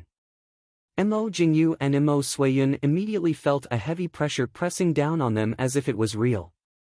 Mo Suiyun's face paled, and he hurriedly lowered his head. The wine cup in Mo Jingyu's hand shook, and some fine wine spilled out onto his sleeves. Ignoring the gazes of the people around him, Mo Jingyu hurriedly put down his wine glass and clenched his fists tightly under the table. Mo Xiaoyao stood up, raised a glass of wine and smiled. Today is the first birthday of my son, Yu Feng, and my daughter, Yuya. Thank you all for coming from afar. I and the princess consort propose a toast to everyone. Beside Mo Xiaoyao, Yili also raised her wine cup and proposed a toast to the guests below. Everyone hurriedly stood up and said, "We should be the ones wishing the heir and princess a happy birthday." The guests and the host drank a cup, and the hall instantly became lively. Mo Xiaoyao waved his hand, and the maids wearing the Prince Ding Mansion's uniform immediately came forward to pour wine for everyone. The sound of musical instruments faintly sounded in the hall, and beautiful dancers started to dance. The entire hall was bustling with noise and excitement. After a song and dance ended, the envoys from various countries came forward to present their congratulatory gifts. The gifts from the Prince Ding Mansion's subordinates were naturally normal. Some were treasures that symbolized peace and joy, and there were also some interesting things among them. However, the gifts from the various countries were different. Not only did they flaunt their country's treasures, they also faintly had the intention of competing with other countries. The northern tribes had just fought an earth-shattering battle with the Prince Ding Mansion, and had suffered heavy casualties. However, they were also the country that was most anxious to repair their relationship with the Prince Ding Mansion. Hence, the northern tribes were the first country to present gifts, and the gifts were not ordinary. The moment the two boxes were opened, the contents of the boxes shocked everyone present. In the cage on the left was a snow-white, flawless, and adorable blue-eyed fox. On the other side, in a box, there was indeed a huge green lotus flower. Although this lotus flower had been plucked, it was still in full bloom in a box carved from cold jade, as if it had just been plucked from a pond. Beside the lotus flower was a dark green lotus seed pod. The others were fine, but when Shenyang and Dr. Lin saw the items in the jade box, their eyes immediately lit up. Yelu Hong smiled and said, "These are the treasures of the northern tribes, the blue-eyed snow fox and the fiery lotus. We wish the little prince and princess a happy birthday." The crowd was in an uproar. Needless to say, the fiery lotus had a deep relationship with the Prince Ding Mansion. There was even a time when Mo Xiaoyao's life depended on this lotus flower. However, after Yili found a replacement for the sky-falling flower, the idea of plucking the fiery lotus was never mentioned again. However, the fiery lotus was not as simple as an antidote to frost poison. If it was in the hands of a godly doctor like Shenyang, its effects would not be inferior to the sky-falling flower. As for the blue-eyed snow fox, it was known as the treasure of the northern tribes. Even in the northern tribes, it was rarely seen. It was said that it lived on the snowy peak of the western tribes, just like the fiery lotus. Ordinary people would be lucky enough to be able to catch a glimpse of it. The fur of the blue-eyed snow fox was even more precious in the western regions. It was priceless. Not only was the blue-eyed snow fox smart and cute, its fur, flesh, and even blood were all treasures.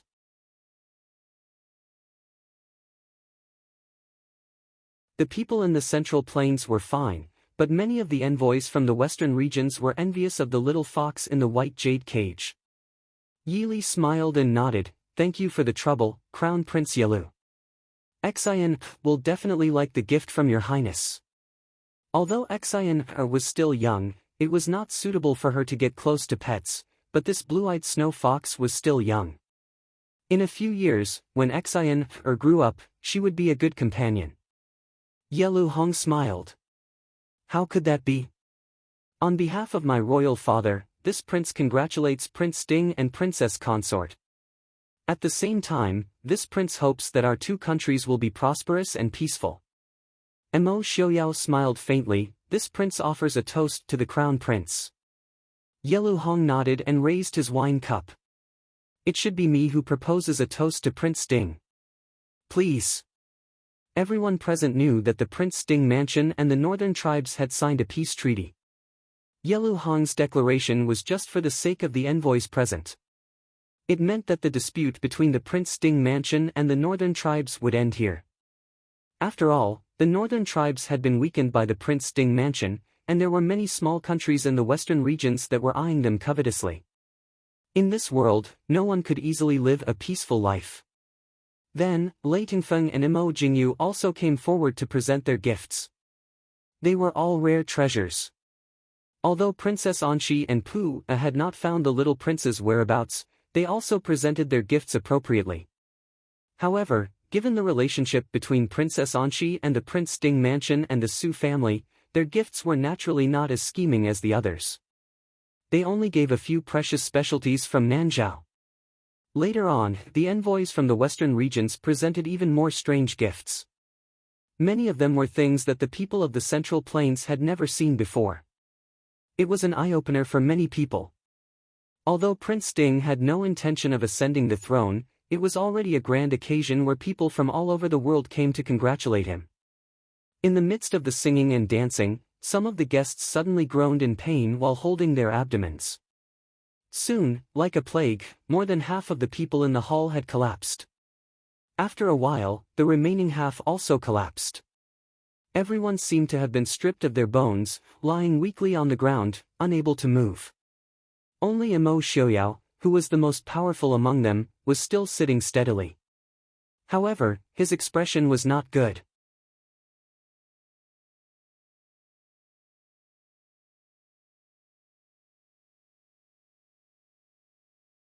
Chapter 1089.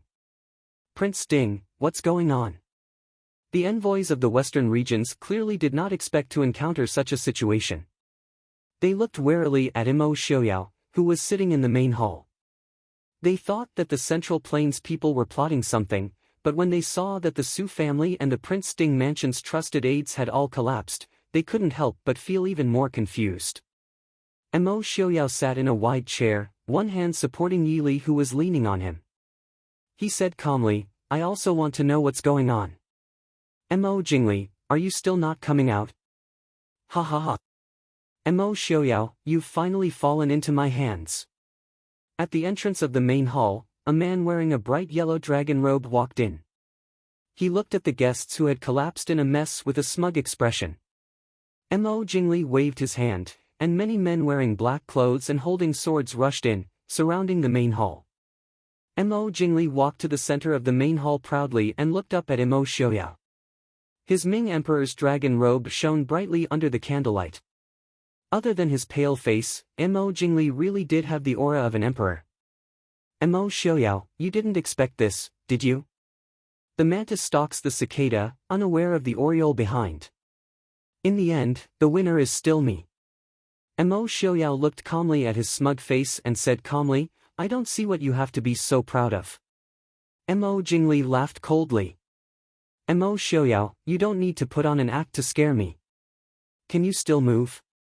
My agarwood intoxication will poison the stronger the person. If you could still move, would you still be sitting there talking to me?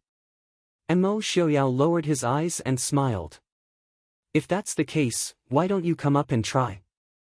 Mo Jingli's eyes narrowed. He stared warily at Mo Xiaoyao for a while, then laughed and said, You're right, I don't dare to come up. So you don't need to provoke me. I don't even need to come up to kill you. Mo Xiaoyao nodded and said, So, the so-called Emperor Chu is a piece of trash that even a person who has lost all of his internal energy is afraid of? No wonder the Chu State's Empress Dowager and her subjects wanted to depose you. If it was I would have crippled you 800 years ago. Compared to Mo Jingqi, you're still lacking. Mo Jingli's eyes flashed with anger. If the person he hated the most in his life was Mo Xiaoyao, then what he hated the most was people saying that he was inferior to Mo Jingqi. He could admit that he was inferior to Mo Xiaoyao, but he never thought that he was inferior to Mo Jingqi. What? It's a pity that he's dead, and soon you'll be dead too. 100 years later, the people of the world will not think that I am inferior to you. They will only know that I defeated Mo Jingqi and you, Mo Xiaoyao. I am the true number one person in the world. Speaking of pride, Mo Jingli did not forget to look at Yi Li beside Mo Xiaoyao. He smiled and said, Yi Li, don't you think so?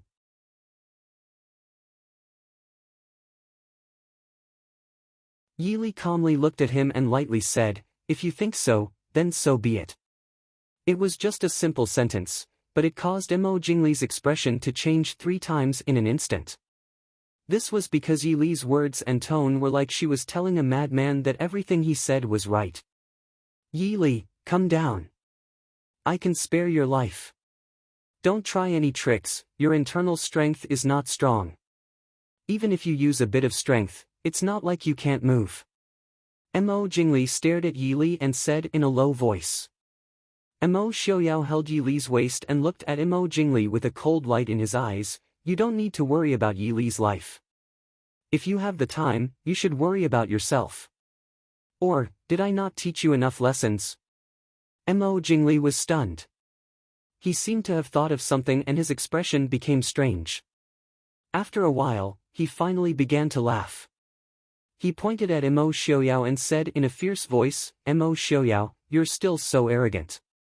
Even now, you can't save your own life, so how can you save Yi Li? I will definitely make you die an ugly death today. Yi Li, come here.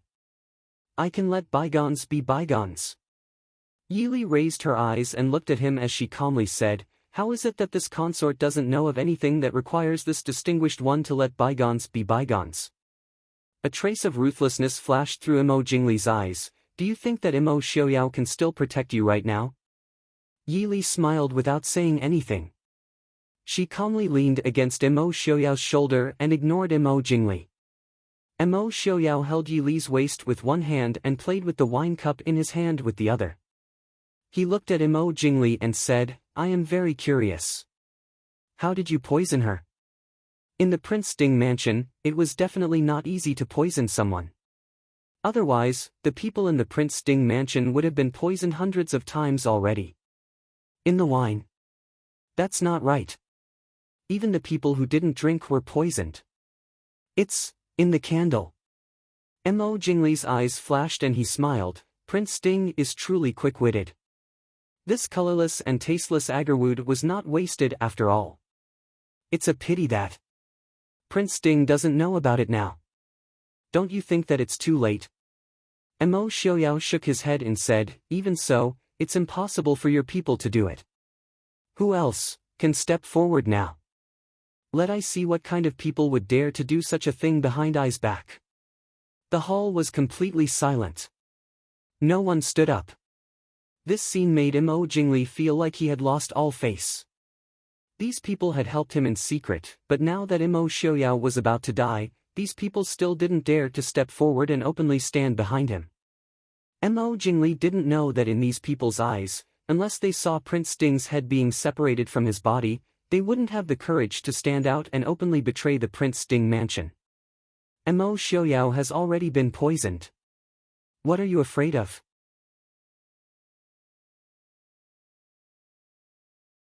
Mo Jingli said coldly, looking at the people present with a threatening gaze. Not long after, one person stood up, then another. In a short while, there were more than 10 people who stood up. Among them, there were the heads of famous families who couldn't be placed in important positions, as well as officials. There was also a former general of the Dechu state who had surrendered to the Mahist army. It was clear that these people were pretending to be poisoned. Mo Xiaoyao's gaze swept over these people indifferently, finally landing on Mo Jingyu who was still lying on the side. He said indifferently, "King Yu, you should also get up." Mo Jingyu was startled. Finally, he sighed slightly and stood up. Mo Jingli looked at him proudly and said with a smile, "Mo Xiaoyao, do you see? Do you think that everyone will be loyal to you and that everyone will be afraid of you? Aren't there still so many people who have betrayed you?" Mo Xiaoyao said with a calm expression, "Betrayal? I never planned to use them. What kind of betrayal is that? A bunch of trash. If you like them, then take them. Otherwise, you can ask them if they know any secrets about the Prince Ding mansion, or if they know any information about the Mahist army. Or, even if I were to die now, do they have a way to send you out of Glass City alive?" Hearing Mo Xiaoyao's words, the faces of the people who stood up became even more unsightly. Mo Jingli's expression changed. He sneered, "Since I dared to enter the Prince Ding mansion, I didn't plan on leaving alive. But to be able to drag you, Mo Xiaoyao, and so many people here down with me, my death is worth it.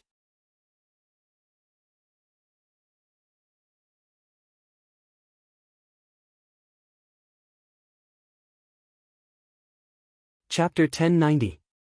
Then congratulations. Mo Xiaoyao said without much sincerity.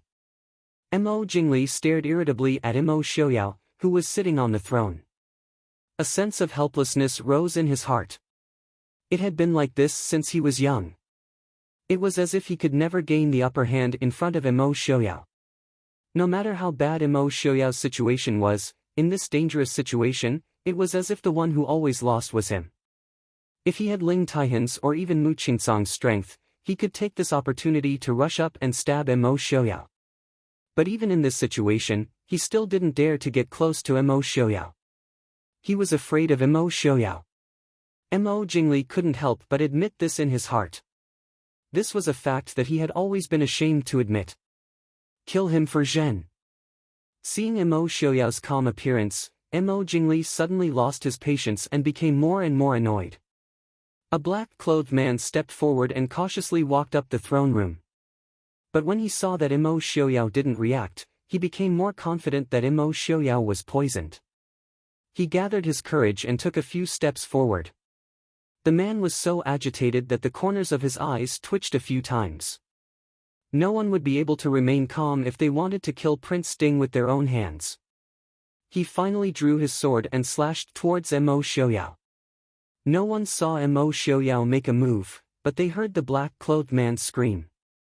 He was thrown down from the throne room and fell to the ground, spitting out blood. It was clear that he had been thrown down by someone with extremely high internal strength. Everyone present let out a sigh of relief. Seeing that Mo Xiaoyao was fine, they didn't know if they should feel lucky or regretful. Mo Jingli's expression turned even uglier. "You're not poisoned." Mo Xiaoyao ignored Mo Jingli's question and said indifferently, "You can't kill I. Now, what do you want to do?" Mo Jingli's face was extremely ugly. After a while, he sneered, "So what if I can't kill you? We don't believe that they aren't poisoned like you. Kill them all." The men in black who came with Mo Jingli were all fugitives who knew that they were going to die. When they heard Mo Jingli's order, they didn't care who the guests were and directly drew their swords to attack. Whoosh! Whoosh! Whoosh! Countless arrows pierced through the air. At the same time, the guests all stood up. Those who knew martial arts stood up to fight back, while those who did not know martial arts dodged. In just a few moments, the men in black that Mo Jingli had brought with him all fell to the ground. He was not subdued by the guests present. Instead, he fell to the ground like the previous guests. What's going on?" Mo Jingli said angrily. Although he wasn't completely poisoned, the people around him, including Mo Jingyu, weren't spared. "You have the nerve to use such a small trick like the agarwood intoxication." Shen Yang's voice came from a corner of the hall.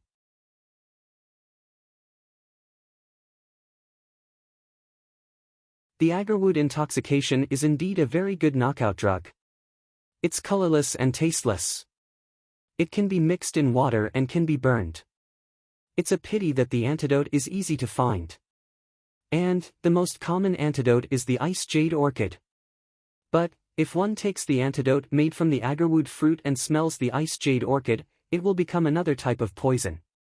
Everyone then realized that the flowers used to decorate the hall were all orchids, and more than half of them were ice jade orchids. Only, the ice jade orchid was a type of orchid with very small flowers. It was placed among many other expensive orchids, and if one didn't pay attention, they wouldn't be able to see it. Mo Jingli's face turned black. He gritted his teeth and said, "Shen Yang. As expected, it's you who spoiled our plans again." Shen Yang smiled and said, "Prince Li is too kind. It's just a coincidence." "Coincidence my ass. How could there be such a coincidence in this world?" Mo Xiaoyao clearly knew of his plan long ago. He even knew clearly what kind of poison he was going to use. Prince Ding really has good methods. In order to capture us, He didn't hesitate to risk the lives of so many guests. Mo Jingli gritted his teeth and said. If he didn't care about anything when he first came in and just slashed randomly, even if Mo Xiaoyao had people secretly protecting him, he definitely wouldn't be able to protect every single one of them. As expected, when these words were said, the guests' faces turned ugly. They didn't care if Prince Ding wanted to capture Mo Jingli, but if he used their lives as bait, that was too much.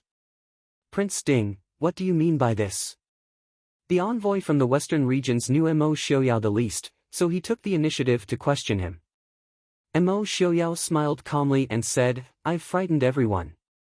It's just that, the song and dance are boring, so I invited everyone to watch a good show. I guarantee that no one will be hurt. What guarantee does Prince Ding have? Someone asked sharply.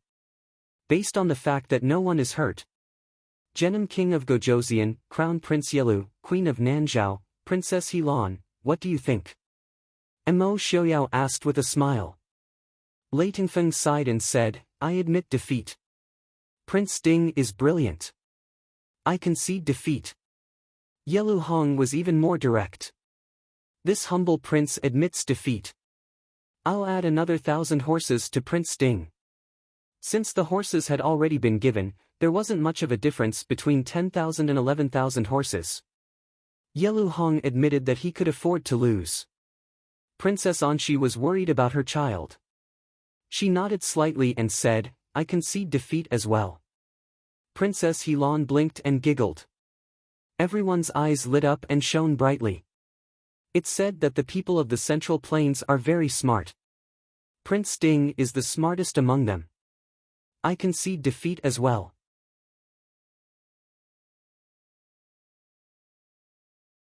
Within 2 years, I'll charge you 20% less for the furs and herbs that my northern tribes sells to the Prince Ding mansion. Mo Xiaoyao nodded satisfactorily and said with a smile, thank you. Since all of you are so generous, this prince will kindly accept it. Mo Xiaoyao. Mo Jingli couldn't help but roar. How could he not understand that he had been tricked by Mo Xiaoyao? He was even used as a bet with the northern tribes and Nanzhao of Xiling. Such humiliation almost made Mo Jingli lose his mind. Mo Jingyu, who had fallen to the ground, was pale and unfocused. It's over, Mo Xiaoyao said leisurely, Jingli, I told you more than 10 years ago that you shouldn't do things that require you to use your brain. That's not suitable for you. With your personality, if you have the upper hand, how can you make a clean move without humiliating I? If I were you, I wouldn't even enter this hall. I'd just shoot arrows from outside. Do you think I only have these bargaining chips? Mo Jingli sneered. Although he was extremely angry, Mo Jingli was no longer a teenager. He quickly controlled his anger. Mo Xiaoyao raised his brows and said, what else do you want to say? Oh, right, the Prince of Nanzhao is in your hands, right? Mo Jingli sneered but didn't say anything. Mo Xiaoyao didn't care. He said calmly, so what if he's in your hands? That child is in Glass City, right? Whose house are you hiding in? I don't believe you have many strongholds in Glass City. You, who can tell I where Mo Jingli is hiding the Prince of Nanzhao? Mo Xiaoyao looked down at the people below him. No one spoke for a while. Mo Xiaoyao lowered his eyes and said, no one is willing to say. I wonder if your family members are willing to say. Everyone's expression changed. Most of them were the heads or important figures of famous families. Their families were definitely not as simple as a normal family with a few dozen people. Hundreds of people were implicated. The calamity of extermination, everyone trembled. You're tuning into the Passion Pages YouTube channel. We're so grateful for your support and don't forget to subscribe to join us on this incredible journey through captivating stories. Your generosity through donations truly makes a world of difference, as it's the primary source of revenue that allows me to expand and enhance this channel for you. Thank you from the bottom of my heart for being a part of this adventure.